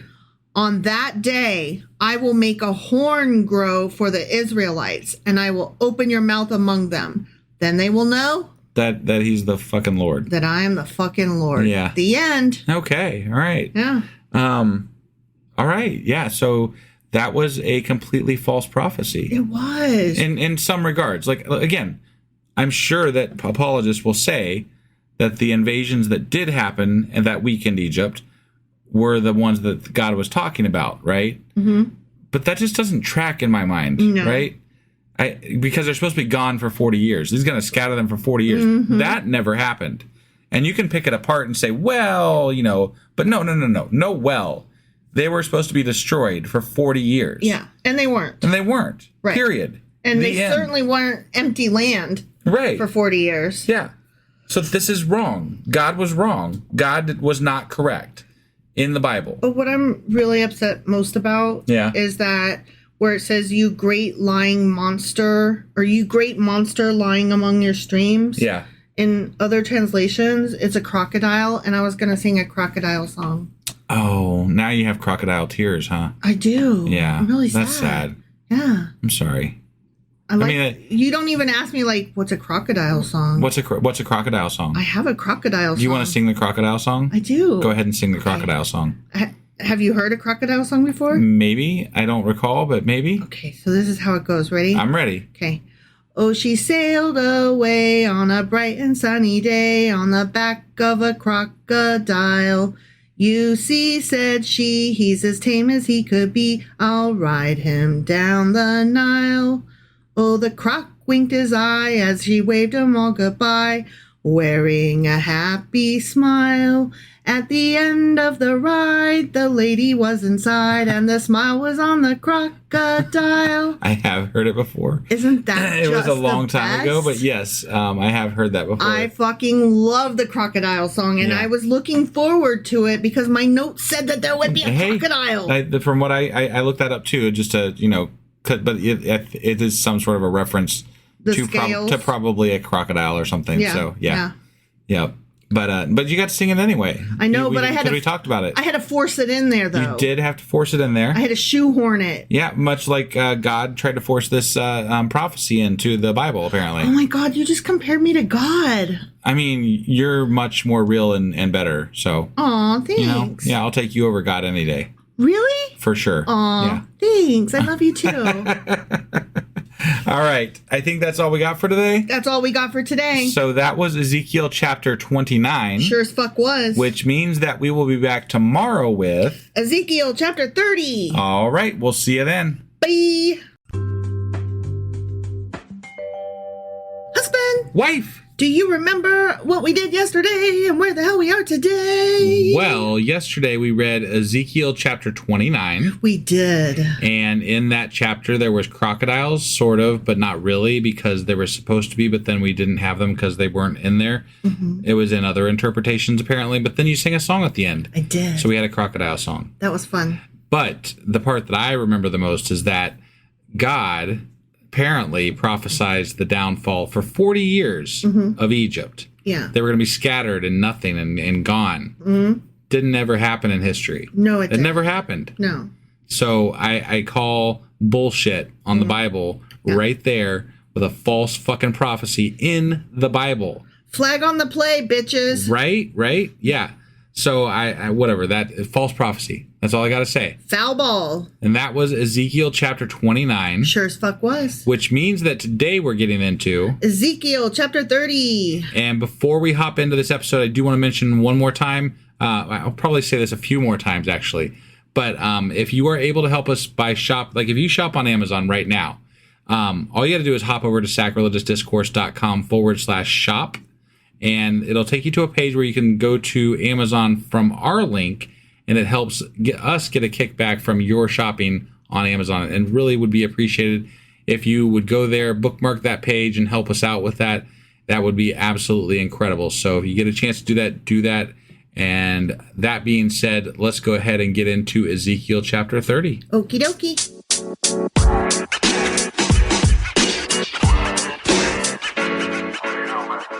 All right, we are getting into Ezekiel chapter 30, or as I like to call it, Ezekiel. Okay. And we are continuing our prophecies against Egypt. Oh. Those go from chapters 29 through 32. So they didn't have enough of being wrong the first time they did the prophecy, so now they're going to continue to do it? Exactly. Okay, all right. This particular chapter is going to describe the ruin of Egypt and all her allies by the Chaldeans under Nebuchadnezzar. Okay. All Okay. right. Yeah. So that's what we're getting into today. I just want to be clear here. I did a little bit more research, not like a ton, but just a little bit more research. And there were Nebuchadnezzar skirmishes. definitely did weaken Egypt, but never fully conquered them. No. So I just want to keep that in mind as we're reading through, because He put I a think dent. it's really important when God is telling us that they will be destroyed and scattered for 40 years, that is incorrect. That is not true. Somebody read the political winds, but they were the wrong way. Right. They didn't have their compass pointed the correct cardinal direction. Yeah. All right. Guess what happened? Ezekiel heard from God. Yep. The word of the Lord came to me. Did it? Son of man. Yeah, mere human. You fucking worm. Prophecy and say, this is what the sovereign Lord says. Okay. This is what the sovereign Lord says. wail and say, alas for that day. So say that you're going to say, alas that I that said day. this. Yeah, okay, sure. For the day is near, the day of the Lord is near, a day of clouds, a time of doom for the nations. A sword, the sword of the Lord, will come against Egypt, and anguish will come upon Cush. Although, depending on what translation we're reading, it's either Cush or Sudan or Ethiopia. Oh, okay. All right. So just thought I'd throw that out there. Yeah, so they don't even know what they're talking about from translation to translation, maybe? They're all or in they're the just same different kind of area. So Right. like thereabouts. yeah, over there. Thereabouts. Yeah. Yeah. So anguish is going to come on one of them cities over there. Okay. Well, some of them are nations, but whatever. yeah. You know what I'm saying. just saying. I am geographically challenged, so anything I say with regards to geography cannot be held against me. Sure. Okay. When the slain fall in Egypt, her wealth will be carried away and her foundations torn down. Okay. Womp womp, sucks to suck. Cush and Libya, Lydia, and all Arabia, Cub, and the people of the covenant land will fall by the sword along with Egypt. But not. Right. I mean, not fully. Right. Clearly. Still. Right. This is what the Lord says. Okay. The allies of Egypt will fall, and her proud strength will fail. From Migdol to Aswan, they will fall by the sword within her, declares the sovereign Lord. Remember we talked about from Migdol to Aswan yesterday? Yeah. Okay. They will be desolate among desolate lands, and their cities will lie among ruined cities. Okay. So basically what they're saying is that when Egypt falls, all around her fall as well. Right. And so everybody's going to be lamenting the fall of Egypt, not just for the fall of Egypt itself, but for what it means Like for the whole surrounding region. areas. Right. Yeah. So that is funny. And it falls in line. Like, I mean, obviously Nebuchadnezzar was making a huge push and conquering all kinds of people at this time. And so, there were a lot of border skirmishes. And like I said, he did put a dent into Egypt. Right. He kicked them in the crotch, though. Right. He did not knock them down. Right. No, I mean, I feel like we should dig into this quite a bit in our Q&A, because I am very curious about the historicity here versus like what the Bible is saying is going to happen / did happen. So I'd actually like to do more than a Q&A on some Egypt history. right. You know? Yeah. That would be more than And just how it lines up biblically or whatever. Yeah. Right. Yeah. Yeah. That seems like a little bit of a research project for us. So, yeah. Then they will know that I am the Lord when I set fire to Egypt and all her helpers are crushed. You know, the way I like to murder everybody because I'm a murdery son of a bitch. Right. Right. On that day, messengers will go out for me in ships to frighten Cush out of her complacency. Anguish will take hold of them on the day of Egypt's doom, for it is sure to come. This is what the sovereign Lord says. I will put an end to the hordes of Egypt by the hand of Nebuchadnezzar, king of Babylon, because today I'm in love with him, but tomorrow I hate him for being the tool that he is. Yeah. Yeah. This whole thing is just, it's really weird to me because I feel like the whole point of most of this was to punish the Israelites, right?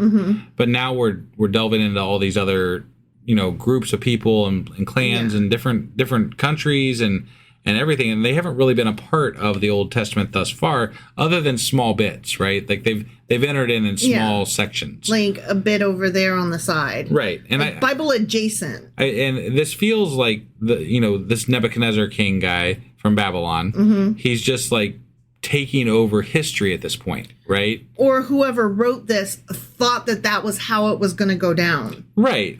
So I mean, he's just the biggest news of the time, right? Right. And so that's why he's being mentioned all over the place. And that's why it's even in the Bible where they're mentioning how much he's destroying and taking over and everything. I don't really feel like this has anything to do with prophecy or anything. It just, it's not a matter of feeling whether it has anything to do with it. It doesn't have anything to do with prophecy. Right. It's all just politics. Nebuchadnezzar was a powerful king that was ruling a powerful group of people that was conquering lots of other lands. That's all that was happening. Yep.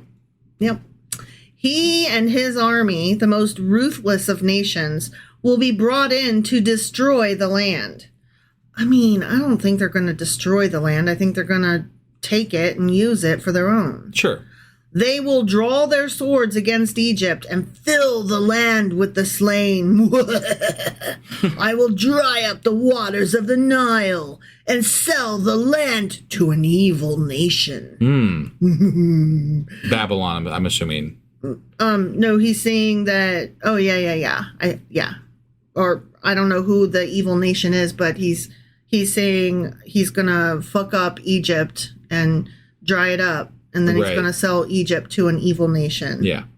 By the hand of foreigners, I will lay waste the land and everything in it. I, the Lord, have spoken. He's speaking of the Egyptians almost like he would speak of the Israelites, right? Like he's talking about foreigners are going to come in and do this thing, right? Yep. But in the past, Egyptians would have been foreigners. Yeah. You know, so I don't understand the wording that we're using. I don't understand why we care so much about anybody other than the Israelites right now. Yeah. Because God has not cared about any of these people prior. Except that he did not want them to laugh at him. Right. No, it was more about you don't want to follow these, like these people over here are all bad, right? But now that Babylon is coming in, all of a sudden they're all, these are all people that we care about what's happening to them suddenly. Right. And it's just really weird. It's just really weird. It's not when you just put it in the same terms that you did earlier. Yeah, no, I know. You said, hey, some guy was coming through here with a, vacuum cleaner sweeping up. This is what the sovereign Lord says. I will destroy the idols and put an end to the images in Memphis. Not Memphis, Tennessee. No, yeah. Memphis, Egypt. Right. No longer will there be a prince in Egypt, and I will spread fear throughout the land. Oh, I forgot to say yesterday that they use the term prince and king in Egypt interchangeably, and the same as Babylon. They use it just like one minute they're saying prince, and the next minute they're saying king. Right. And I personally think that it's a loose translation of some other kind of royalty leader that we maybe didn't have the correct word for. Sure. So, well, and I mean, like oftentimes you would refer to the leaders of Egypt as pharaohs, right? So I don't know. It's weird that we started calling them kings and princes and stuff. Yeah. And I will spread fear throughout the land. Fear the Lord. Always fear the Lord. Yeah. Never that's be afraid. It's very, very important. Yeah. I will lay waste Upper Egypt, set fire to Zoan, and inflict punishment on Thebes. I will pour out my wrath on Pelusium and the stronghold of Egypt, and wipe out the hordes of Thebes. I will set fire to Egypt. To the rain. I set fire to Egypt. Pelusium will writhe in agony. Yeah, that wasn't good. No, I can't. I'm not Adele. No. The fuck? No. Thebes will be taken by storm. Memphis will be in constant distress. It's like he's got 5 Egyptian cities and he's like, I'm going to run through these 5 names over and over again. Right. And tell you that I'm going to burn them and fuck them up. Right. And then I'm going to scatter, smother, cover them. Right. And then I'm going to fuck them up some more. And I have no doubt maybe that some of these actually did get screwed up, right? Like maybe they did get attacked and lots of people died, but obviously Egypt didn't lose. Right. So they either came back and fought back those places or something happened. And again, this is part of what I'm interested in learning more about. Yeah, but, same. It's not quite what they're saying, I don't think. No. The young men of Heliopolis and Bubastes will fall by the sword, and the cities themselves will go into captivity. Dark will be the day at Topanes when I break the yoke of Egypt. Okay. Break the yoke of Egypt means that all of the people that they hold as slaves will be set free or whatever. But not like because he loves setting slaves free. It's not about the people being held as slaves or the people being held as servants. It's about the fuck you, Egypt. Like, right. So stupid. Yeah. There her proud strength will come to an end, but it didn't, though. She will be covered with clouds, and her villages will go into captivity. So I will inflict punishment on Egypt, and they will know that he's the Lord. I'm the Lord. Yeah. In the 11th year, in the first month, on the 7th day, the word of the Lord came to me. Okay. Now, let me see what that day is. Scroll. That would have been like February or something, I think. It's April 29th, 587 BCE. Huh. You were so wrong. Well, I thought I remembered you saying the 10th month was like January or something. So Yeah. Well, this is not the same calendar. Got it. So, no, you're wrong. Okay? Yep. Son of man. You mere human. You fucking worm. I have broken the arm of Pharaoh, king of Egypt. You broke his arm? I broke his goddamn Poor guy. arm. Yeah. It has not been bound up to be healed or put in a splint so that it may become strong enough to hold a sword. Therefore, this is what the sovereign Lord says. Okay. I am against Pharaoh, king of Egypt. Yeah. I will break both his arms, the good arm as well as the broken one, and make the sword fall from his hand. I'm gonna cut off merely a flesh wound. I know. I was gonna say I'm gonna cut off both of his legs and watch him bounce on the ground, trying to fight still. Right. I will disperse the Egyptians among the nations and scatter them through the countries. Mm-hmm. I will strengthen the arms of the king of Babylon and put my sword in his hand. But I will break the arms of Pharaoh, which I already said. Yeah. And he will groan before him like a mortally wounded man. I just want to drive it home one more time. I'm going to have Babylon have good arms, strong arms, pretty arms with my Lord of the Sword ward power. And then I'm also going to have Egypt with broken arms. And I'm going to break them and they'll be broken. Right. Okay? I feel like we could have covered this in just like a few sentences. Like, God doesn't like Egypt. He made Babylon the sword of the Lord. They have strong arms, and they broke the arms of the Egyptians, and they died and got scattered. The end. Right, yeah. I will strengthen the arms of the king of Babylon and put my sword in his hand, but I will break the arms of Pharaoh, and he will groan before him like a mortally wounded man. I will strengthen the arms of the king of Babylon. Wait, are we still? Are you repeating, or is this? I am not still repeating. Reading? I'm not repeating. Okay. I am still reading. Jesus. But the arms of Pharaoh will fall limp. Because they're broken, right? We get it. Like a dick. Like who? Come on, man. We understand what you're saying here. Do you understand that he will have broken arms? I think I get it. Yeah. And that his arms will be broken. I'm pretty sure that's been driven home pretty strong. And they're going to be limp. Yeah. Like a dick. Although, if you break your arms, I feel like they wouldn't be limp. You'd be holding them in a way that, like, oh God. Oh, all I could think is every time I've ever been in pain and been in a car, and then every little jolt in the car, bounces your pain. Yeah. Oof. Yeah. No, I've never even broken a bone, so this does not sound appealing to me. Right. Then they will know. What are they going to know? That he's the Lord. I'm the Lord when I put my sword into the hand of the king of Babylon and he brandishes it against Egypt. We've talked about this before, too. The fact that he's sending a human being after people that he despises or whatever doesn't really bode well for his godliness. Shh. I'm totally God. No. If you're God, you could just fucking do this yourself, and you wouldn't even have to worry about somebody not completing the job because you're God.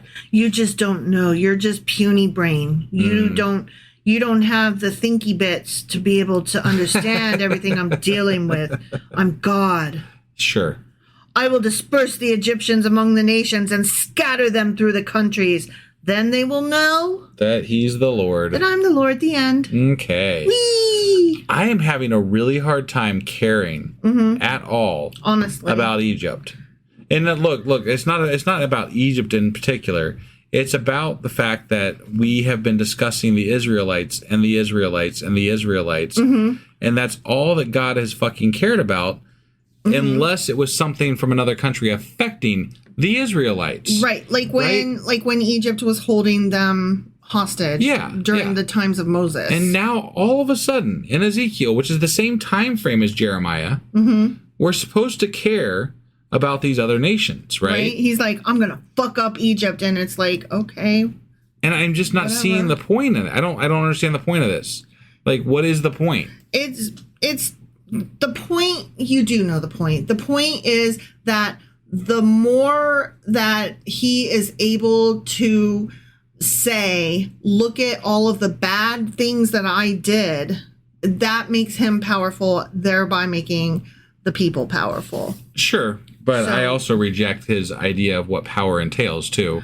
And I don't, it doesn't sit well with me that he's boasting about killing lots of people in order to prove that he is the Lord, like that. That his dick is bigger than any of the other gods. It just seems like a very toxic fucking God. That's all. I own the most land. I have the strongest motherfuckers, and they all fear me. Right. Only I can't actually stand up for myself, apparently, because I won't do anything myself now. I did in the past, sort of, kind of, maybe, if you read it just right. I won't even talk to the people. Yeah. Yeah. Yeah, I have to talk to these crazy motherfuckers that see fucking eyeballs and wheels and walk around naked in the goddamn desert and whatever. Fuck, it's fucking crazy. It's stupid. Like, this whole thing is crazy. I have come to the conclusion that Bible, not a fan. Right. I think we say that quite a bit. But at the same time, and we say this a lot too, I think it's still very important to understand these themes and these ideas, because they are ideas that are being read in a different light in this era. Yeah. In order to justify hatred toward other cultures and other people, and the fact that this stuff is in a book that some Christians are taking more and more seriously. Well, like, for example, when people ask us all the time, why do you talk about politics so much? Why are you so blah, blah? Okay, so just FYI for any Americans who aren't aware, and for any of our foreign listeners, the Southern Baptists of America or whatever are having their little convention thing to try to start a movement to get rid of IVF. Right. So I'm sorry. Why are they doing that? Because they are fuck faces who are caught up in their fucking religion. Right. And that's why we talk about politics when we talk about religion. Not just that, but what's the justice's name that just got in trouble for the flags and all that kind of shit? Oh, I can't remember his name off the top. Alito? That sounds close, at least. That guy? I feel like I should have been prepared for this, but I'm just bringing this up off the cuff. So yeah. But yeah, we have right-wing nationalists, Christian nationalists in our fucking Supreme Court. Yeah. We have right-wing Christian nationalists in the form of MTG or Marjorie Taylor Greene and Lauren Boebert in our fucking Congress, who talk about Jewish space lasers. Right. We have Trump, who leads a fucking army of right-wing Christian nationalists who say that they are proud to be Christian nationalists. Yeah. No, it's actually getting a little bit scary in this country, and I don't want to sound like an alarmist, because I feel more so than you that we can come back from this, right? But at the same time, the warning labels are all there on the wall. Yeah, like we're seeing a lot of shit that is in fact very scary with regard to how people are acting and how ideas about what is right and acceptable are changing in our country. And it's done this in my lifetime. And that to me is probably the scariest thing, because I actually felt like for a long time that we were moving to be a very much more progressive nation. Right. And it's suddenly not suddenly, but it has turned back the other way. It's not just stagnated, it's literally turned backwards, so that the Overton window is so far in the negative that it will take another lifetime to move it back to where it was when you and I were children in the 80s. Right. And that's honestly how, and we talk about this too, but there's some things that have still progressed, like social ideas still maintain the majority view as positively going in the right direction, right? But overall, we're ceding ground to the Christian right nationalists on almost a daily basis. I feel like the Democrats in power, and I separate them from the progressives. Yeah. The Democrats in power are not taking this seriously enough. I would agree with you there, and that's not to say that. I mean, I still say get out and vote for the Democrats. Like, that's the only way to ensure that we get this stuff resolved and fixed in our country. Well, yeah, I mean, vote blue no matter who, because you vote for the person that you are most comfortable having the fight with. Right. And I feel like I can fight with Democrats easier and more maybe get more ground rationally. Yeah. Right. But at the same time, I would say this as well, because, you know, I think that you should also, if you have the ability to do so, support groups that are fighting for the right causes, like Planned Parenthood, Freedom from Religion Foundation, Planned Parenthood, the ACLU.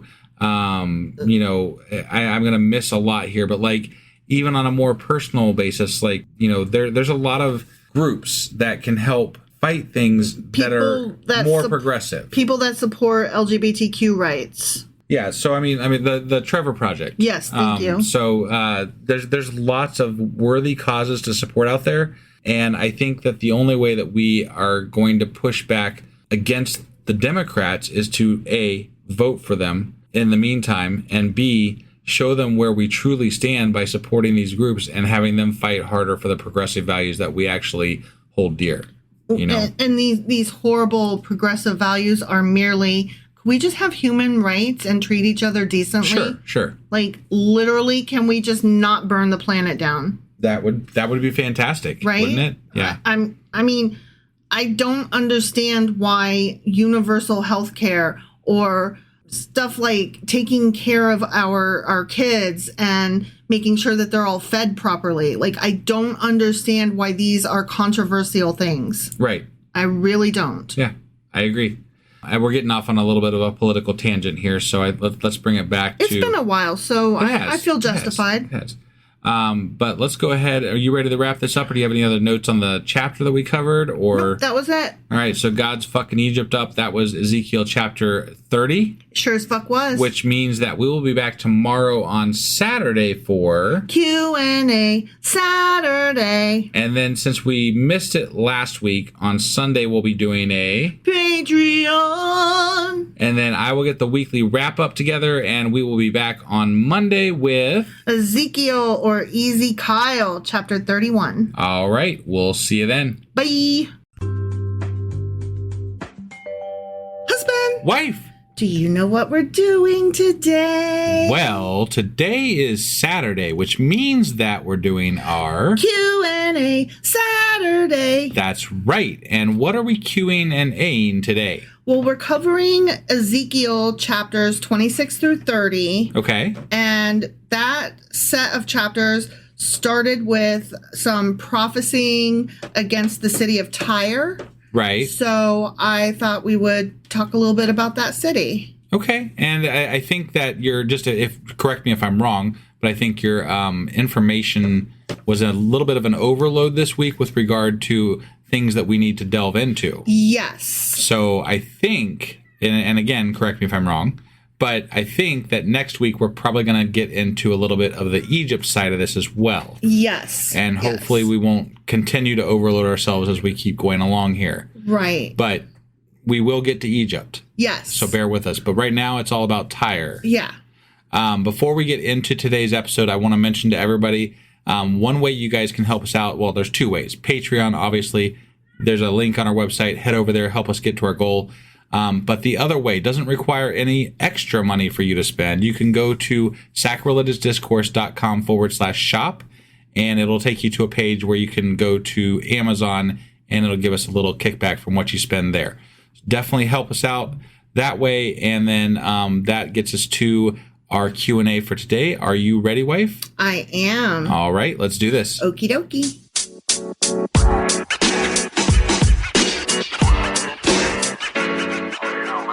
All right. right. So we are doing a Q&A over Ezekiel, chapters 26 through 30.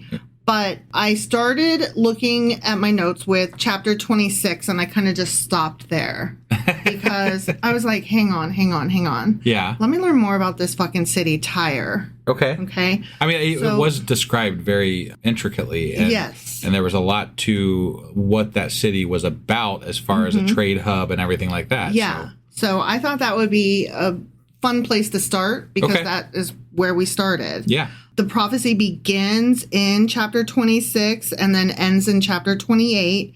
And it's a declaration of the judgments of God against Tyre. Sure. By Ezekiel. And Tyre was a very famous Phoenician commercial city on the Mediterranean coast north of Israel in modern-day Lebanon. So it does still exist today. Okay. And that's kind of why I was like, wait, hang on. Right. Because wasn't it supposed to not? I mean, there's what question. they mean by completely destroy is very debatable in the Bible. Yeah, I was going to get to that. Like, we've got some apologist stuff coming ahead. Oh, I'm sure. It was a major seaport, which we covered during the week, and it was taken by Nebuchadnezzar after an arduous siege of 13 years. And wow, a 13-year siege. Yeah. Wow. Yeah. So, and there's a reason for that, which I'll get into the geography in a bit. It's just funny how that got glossed over in the Bible. Yeah. Because, they want to make God seem very powerful. So God right? So it didn't take 13 years, obviously. No, God just took Tyre. Came in and did it. Right. But, so Tyre is currently a city in Lebanon, one of the oldest continuously inhabited cities in the world. Okay. Though in medieval times, for some centuries, it was occupied by just a very small population. Probably after the Nebuchadnezzar... medieval times, I'm saying. Oh, okay, yeah. okay. So, I gotcha. Yeah. It's passed through many hands, and it has, kind of come and gone over the years, which apologists love to point to. Right, yeah. right. The city became a prominent Phoenician city-state between the 9th and 6th centuries BCE. Okay. Yeah. And it was one of the earliest Phoenician metropolises and the legendary birthplace of Europa. And I'm like, what's Europa again now? Besides, isn't that a moon of one of the planets? Right. I don't know. I don't even remember which planet it's a moon of. It would almost have to be Jupiter or something, right? I honestly, I don't remember. Well, we name our planets and stuff and their moons after Greek mythological creatures, Greek and Roman gods. Sure. In Greek mythology, Europa was a Phoenician princess from Tyre and the mother of King Minos of Crete. One Greek myth discusses her abduction by Zeus in the form of a bull. Okay. I don't know if you recall hearing that story ever. It's kind of gross. I'm a little rusty on my Greek and Roman mythologies. Well, he's a bull, and he kidnaps and rapes her as a bull. Got it. Because we love us some sex with animals. Europa's earliest literary reference is in the Iliad. Okay. So... there's that, and it is that story is commonly dated to the 8th century BCE. Yeah. And the continent of Europe is named after her. Got it. As is that one moon thing. Yeah, which is also it is one of Jupiter's moons. It's the fourth largest moon of Jupiter and 6th largest moon in our solar system, and it's the smoothest object in our solar system as well. There you go. There's a little bit of science for you. And Greek mythology and science. Love it. I honestly love that we name our heavenly bodies after Greek and Roman gods and goddesses. Yeah, it would be so boring if it was after Jewish and Christian things. Yeah. Right? I'd be like, no, I don't. What? That's the moon Samuel. And there goes Jesus shooting across the sky again. Yeah, interesting. Right. So the city of Tyre has many ancient sites, including the Tyre Hippodrome. Okay. It has been noted that one can call Tyre a city of ruins built out of ruins. Okay. Because it kind of... It has been destroyed multiple times. Yeah, but never... completely. Never has it been unpopulated. Got it. So right. There's that. Yeah. Today, Tyre is the 4th largest city in Lebanon after Beirut, Tripoli, and Sidon. Okay. Yeah. There were approximately 200,000 inhabitants in the Tyre urban area in 2016. Okay. So not a lot comparatively speaking, but decently big city. Right. This includes many refugees, as the city hosts 3 of the 12 Palestinian refugee camps in Lebanon. Oh, Yeah. okay. All right. And this information was not up to date with what's happening now. Oh, okay. So it may be more even now. more. Right. Yeah. I didn't really want to get into that. That would be another rabbit hole. Yeah. So, no, I hear you. And honestly, I don't know that would help with what we're trying to learn about today. Sure. So Tyre originally consisted of 2 distinct urban centers, which we kind of knew from having talked about it before. It was on an island and then also on the land proper. Got it. Okay. And that geography is part of why it took 13 years. Oh. Yeah. Okay. This is so cool. Okay, Tyre itself, which was on an island just 500 to 700 meters offshore, and the associated settlement of Ushu on the adjacent mainland, later called Paletyrus, meaning Old Tyre in ancient Greek. Okay. Okay. So the fortified city was on top of a rock, and it had 2 ports, the Sidonian port to the north, still partly existing today, and the Egyptian port to the south, which a lot of excavations in the water, what are those called? Like water searches? Where what are those called? Like where people go and they go under the water to like look for pieces of expedition. Yeah. Okay. I think that's what it is. That's what I would call it, Okay. I think. But just real quick though, you'd referred to them, they had built, like, the city sits on a rock, you said? So it's interesting because when we were reading through and God was talking about destroying Tyre, he was talking about smoothing or clearing the rocks or something like that, which is an interesting... So it was truly referencing the physicality of the city. Which exactly. Is very cool. That is, and it gets cooler. Yeah. Okay. So, some recent expeditions, like I'm talking within the last decade, have found some ruins in the water that we think might be the Egyptian side port. Oh, wow. Yeah. Yeah. There is at the very least evidence that it is some kind of mass that was built containing those kind of structures. So it's very probable, but it has not been identified fully 100%. Sure. But we're pretty sure that's it, though. Which is just so cool to me. Yeah. Like, how fucking old is that, right? Right. And then it also makes me start thinking about, the lost city of Atlantis and that kind of thing, and how, it probably fell into the water if it existed and that kind of thing. So, okay. Sorry, that's totally unrelated.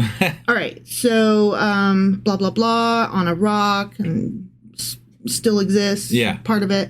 Okay. So throughout history, from prehistoric times onwards, all settlements in the Tyre area profited from the abundance of fresh water supplies, especially from several nearby springs, both north and south of the area. Okay. So it was both open to the world and self-contained at once. Sure. So it was like the perfect location for what it was doing. Right. Yeah. It's just kind of amazing. Right. The present city of Tyre covers a large part of the original island and has expanded onto and covers most of the causeway, which I will talk about later, built by Alexander the Great in 332 BCE. Okay. Yeah. This causeway just melted my brain, just so you know. Okay. So there's an isthmus that was created that increased greatly in width over the centuries because of extensive silt deposits on either side. Okay. And the part of the original island not covered by the modern city of Tyre is mostly of an archaeological site showcasing remains of the city from ancient times. Okay. So there have been attempts over the years to try to maintain the historicity, to showcase it. And to, I think current day, they're trying to maybe turn it into like a tourist site so that they can get more funding to make it even more historically accurate. Got it. So very cool stuff. Yeah. Though it has suffered a number of devastating earthquakes over the millennia, the threat level is considered to be low in most places and moderate in a few others. And the reason I mention that is because it's on a fault. Oh. Yeah. Okay. So that's why that is kind of important. A tsunami following an earthquake and subsequent landslides and floods do pose major natural risks to the Tyrian population. Okay. So Yeah. the earthquake itself wouldn't be the problem necessarily, but if that fault moves and there is a quake big enough, all of the other stuff that comes with it would devastate that area. Got it. Vast reserves of natural gas are estimated to lie beneath Lebanese waters, much of it off Tyre's coast. Okay. But exploitation of that has been delayed by border disputes with Israel. Yeah, sure. Yeah. That makes sense. Yeah, bring it around, right? Right. Early names of Tyre include the Akkadian Suru, the Phoenician Sur, and the Hebrew Sor. And what those names all have in common, besides kind of sounding the same, they come from the same root, which means rock. Okay. All So right. that's kind of cool. Yeah. In Semitic languages, as I said, the name of the city means rock, after the rocky formation on which the town was originally built. Okay. It went under Persian rule in 572 BCE before being conquered by Alexander the Great in 332 BCE. So when God said that it would be conquered by many nations would come against it. Right. That actually is a thing that came to pass. Sure. So, But again, and we talk about this when we've been reading through these prophecies, is that these things that were happening aren't happening in a void. right. Right. They're Totally. happening. They're being telegraphed. Like Sure. these armies that are conquering. It took them 11 or 12 years or whatever to conquer 13 to conquer Tyre. Right. And they've run into many, like even Jerusalem took many years to fully conquer. So, I'm just pointing out that this was written at one point, probably not by Ezekiel. Sure. But still well before. It probably was not written before Babylon took over, Nebuchadnezzar, right? I mean, we don't really believe in that stuff. So I'm pretty sure it was written after that. Yeah. But then we get into Persian rule in 572, and then a couple hundred years later, Alexander the Great in 332 BCE. Yeah. So I'm just saying that's interesting. It has passed hands. Nations did come against it. Right. And at one point, one of the prophecies also, and please do not take my enthusiasm to mean that I believe in these prophecies. I just think it's fun the way I think a fucking tarot card reading is fun, even though I don't believe in it. That's what I was saying, though, is that like these people that were conquering these nations and these cities and everything, they're telegraphing their movements. These people, even if they did say that these things were going to happen before they happened, somebody was able to say, look, they're going to be here any day. Right. And they're going to start trying to attack these people and those people, and this is all going to go down. Yeah. And it's not hard to see that, look, there's like 3 or 4 different warring nations like heading to this area. Right. Some fucked up shit's going to go down. Yeah. You know? It's not good times. Right, yeah. I don't think that that's real hard to fucking telegraph. It's You're right. Right there in front of you. You are totally right. Again, I'm just putting it out there as an enthusiastic, that's cool. There is some validity to some of the claims, whether or not they were written, it doesn't matter when they were written, they are still a valid statement. Yes, I think that's what I mean to say is I can see why a believer would read this and be like, oh, wow, that's magic. That happened. Right. And, I couldn't really, besides saying, yeah, magic doesn't exist. That's silly. Like, besides that, I can't really argue with them because, well, yeah, stuff did kind of happen, but right. But you can argue other points, like they also prophesy the destruction and scattering of Egypt for 40 years, which didn't ever happen. Right. And we'll be getting into that next week. Sure. But I mean, there are definitely things that are right and some things are wrong. And, I feel like it's all a matter of who decided to put what into the fucking book. Oh, yeah, totally. And it is what it is, so. So let's talk about that causeway. Okay. So the development of Tyre was profoundly affected by the construction of a causeway built by Alexander the Great in 332 BCE to seize the city. Okay. So here's what was happening. On the island itself, right, it's built on rock. Sure. Okay? Yeah. And then the city on the land was actually kind of soft ground, like a lot of silt and stuff. Okay. So it was people approaching it, either part of it had a lot of trouble reaching it. Sure. So Alexander the Great was like, fuck this shit. Like, he kept trying to take them and could not get there. He just could not get there. Yeah. So instead of like making better boots or whatever, he was like, okay, I'm just gonna basically get some rocks from Home Depot or whatever, and I'm gonna build myself a motherfucking street. Right. And that's what he did. Yeah. I'm looking at it right now on a map. It's actually kind of cool. Yeah. So he basically attacked this place by laying ahead of himself strong ground that would hold him and his army. Right. And that is just amazing. And so he was able to walk right in and take it. I mean, that's really smart. Yeah. It's really smart. Yeah. So, I mean, Alexander the Great wasn't called great for nothing. Okay. I'm just saying he had a lot going for him, this guy. Right. Yeah. So the Syriac and Akkadian languages left a linguistic mark on the Arabic spoken in the region of Tyre at that time. Okay. Most notably with the widely used term Baali. Okay. Where do we know that term kind of from? It's master, God, whatever. Like Right, which originates from the Baal religion, Sure. right? Today, the term is used to describe vegetables and fruits from rain-fed, untreated agricultural production. Okay. So you're a fucking fruitcake Baali.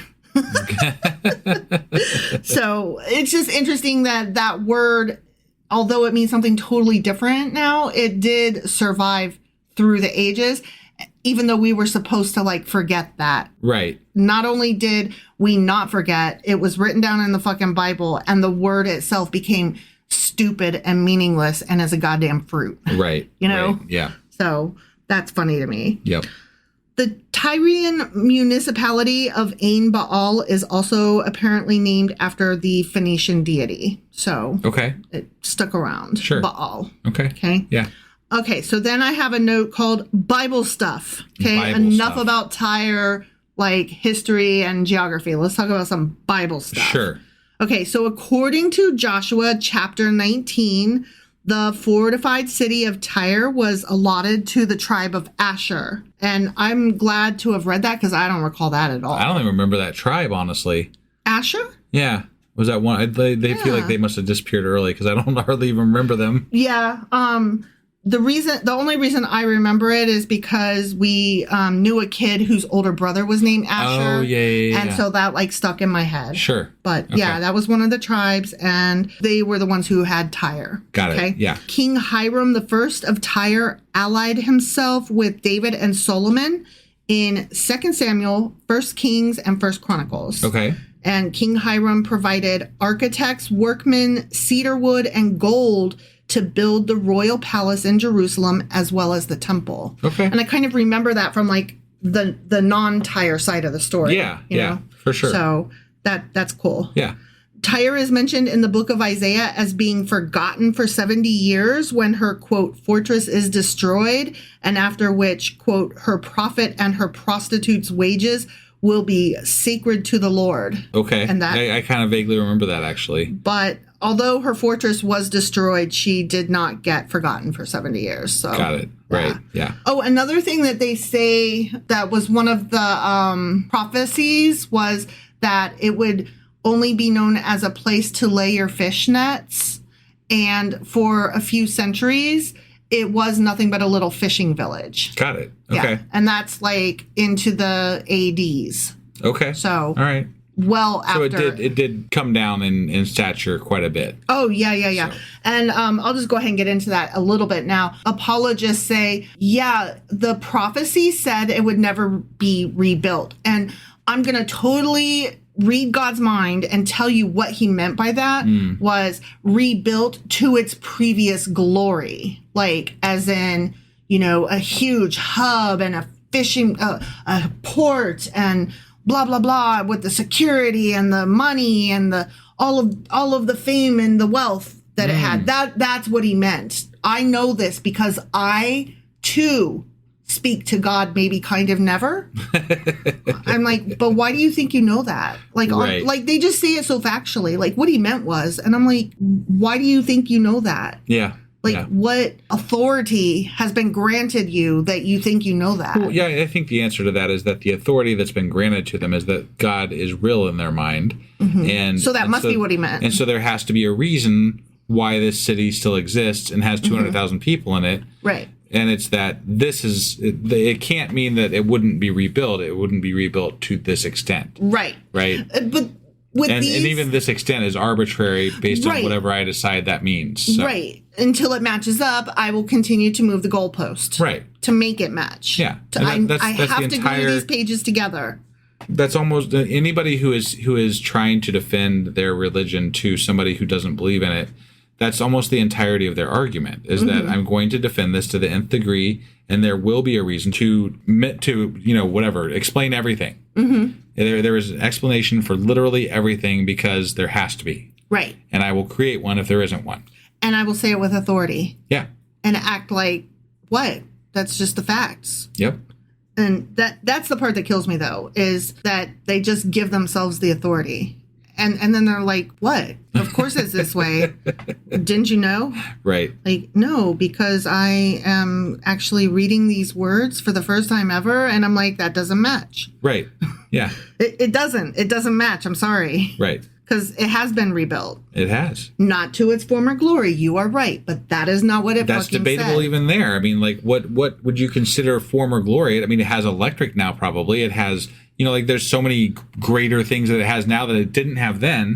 Right. So who's to decide what is the greater glory, right? Right. I'm not one to judge, what that distinguishing marker is, but I would say that there are some people who, if they lived in those ancient times in that city and then came here, they'd be in awe and wonder as to what it is. That's true. That is true. You are 100% right. So, but I also saw some apologists that were like, part of why the city was so despised by the Lord was because they sold humans there proudly, and so God had to destroy them for doing slavery. And I'm like, okay, hold on. God condoned slavery. I'm like, look, do not make me defend slavery because that is despicable. Yeah. I agree with you that God should have wanted to destroy this city because it proudly engaged in the selling of slaves. But even in that chapter, that wasn't the reason. That was not the reason, though. Right. It should have been. Should have been. And I am glad that you agree that slavery is wrong. Right. I wish you would tell the rest of your white right-wing brethren. Yeah. Because I think they want to bring that shit back. Right. But no, that's not what happened. Right. Okay, so Tyre is also mentioned in the book of Ezekiel, of course, which is why we're covering this, right. which prophesied its permanent destruction, and that was in chapter 26, verses 3 through 14. Sure. The main settlements were destroyed by Nebuchadnezzar, but after a 13-year siege from 586 to 573 BCE, the king of Tyre made peace with Nebuchadnezzar, going into exile and leaving this island city itself intact. Huh. Yeah. So interesting. That is and why. That's not how it was described either. That was never mentioned. And from what I understood from the prophecy was that it was going to be smashed overnight. Destroyed, completely wiped off. Yeah. But no, he cut a deal. Basically what happened is after 13 years, Tyre was worn down. Yeah. And after that long, he was like, look, I'll go into exile. You take this shit, but leave the island alone. They shook hands on it. And right. That's what happened. That is different from Nebuchadnezzar came in and with his strength knocked the whole thing down. No, right. It was with a handshake, bitches. Yeah. Well, and this is part of what I was like, God likes to flex, saying he's using this Nebuchadnezzar guy as his sword of the Lord, right?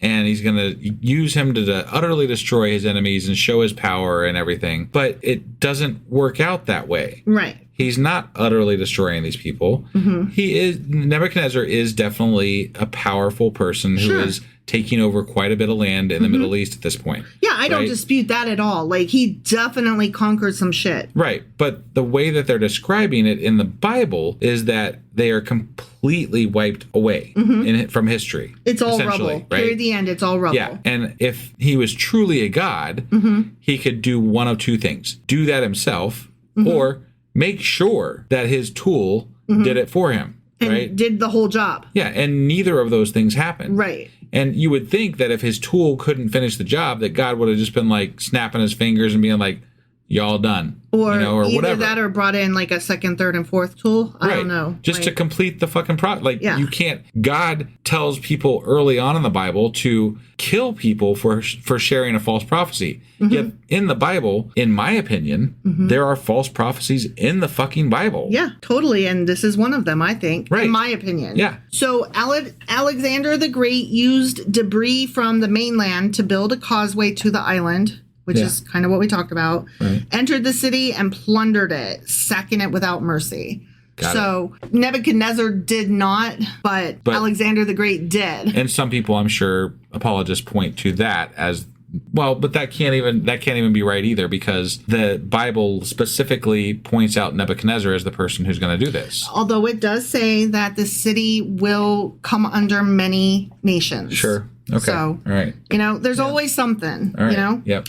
Most of the residents at that point when Alexander the Great came in were either killed in the battle or sold into slavery. Got it. Which is kind of ironic, since that's what their big they were doing, trade was. Sure. It was quickly repopulated by colonists and escaped citizens, and later regained its independence. Oh. Okay. Tyre did eventually enter a period of decline, being reduced to a small remnant. Got it. Which I really appreciated using that word in my notes. Was it a remnant? Yeah. Because God said there wouldn't be a remnant. Right. But there was a remnant. Was there a remnant? Mm-hmm. Yeah. Yeah. However, the nearby area grew rapidly in the 20th century. Okay. So, we're up to modern days. Yeah.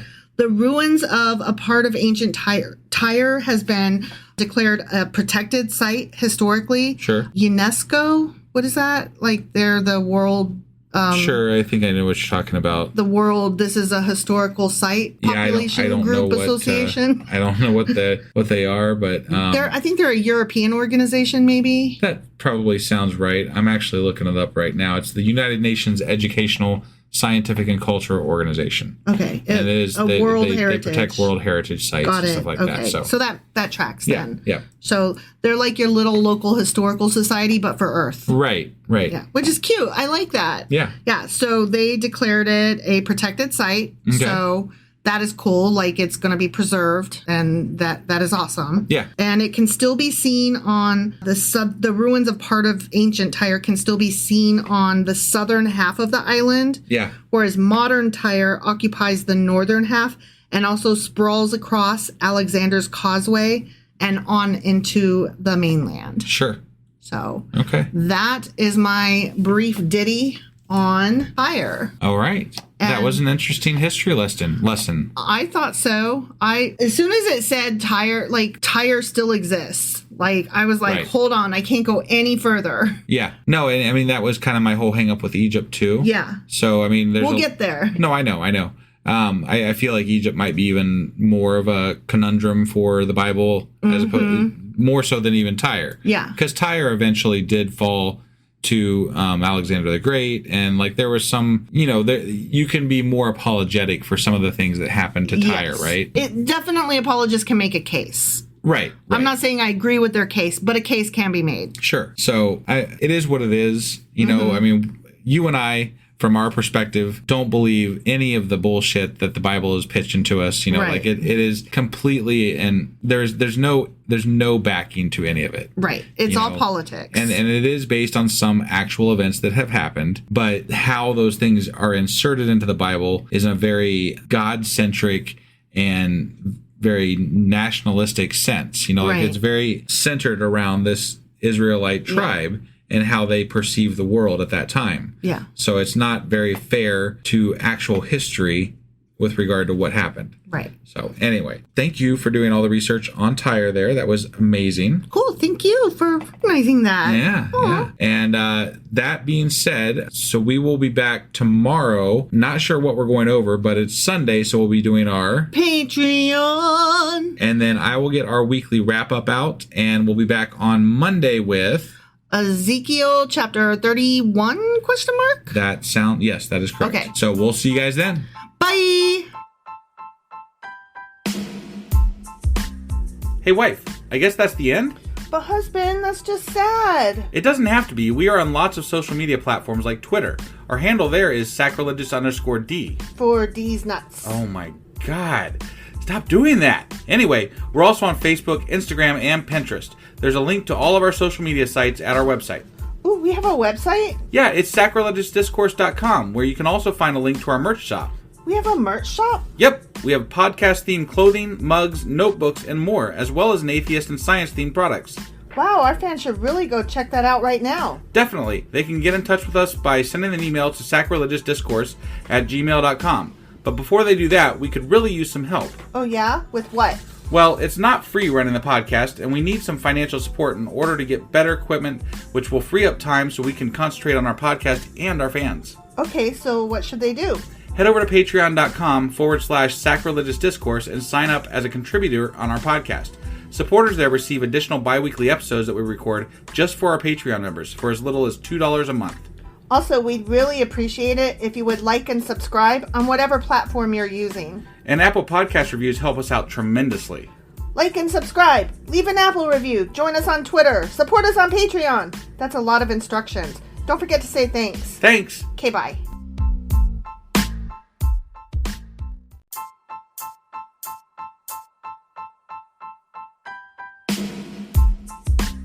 Hey wife, I guess that's the end? But husband, that's just sad. It doesn't have to be. We are on lots of social media platforms like Twitter. Our handle there is sacrilegious_D. For D's nuts. Oh my God. Stop doing that. Anyway, we're also on Facebook, Instagram, and Pinterest. There's a link to all of our social media sites at our website.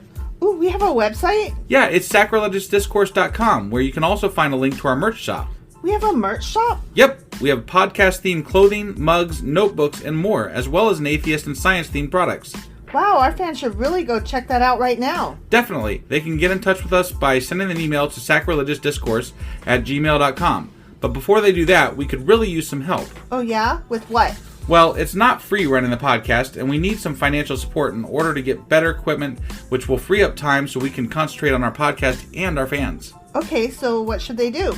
Head over to patreon.com/sacrilegious discourse and sign up as a contributor on our podcast. Supporters there receive additional bi-weekly episodes that we record just for our Patreon members for as little as $2 a month. Also, we'd really appreciate it if you would like and subscribe on whatever platform you're using. And Apple Podcast reviews help us out tremendously. Like and subscribe. Leave an Apple review. Join us on Twitter. Support us on Patreon. That's a lot of instructions. Don't forget to say thanks. Thanks. Okay, bye.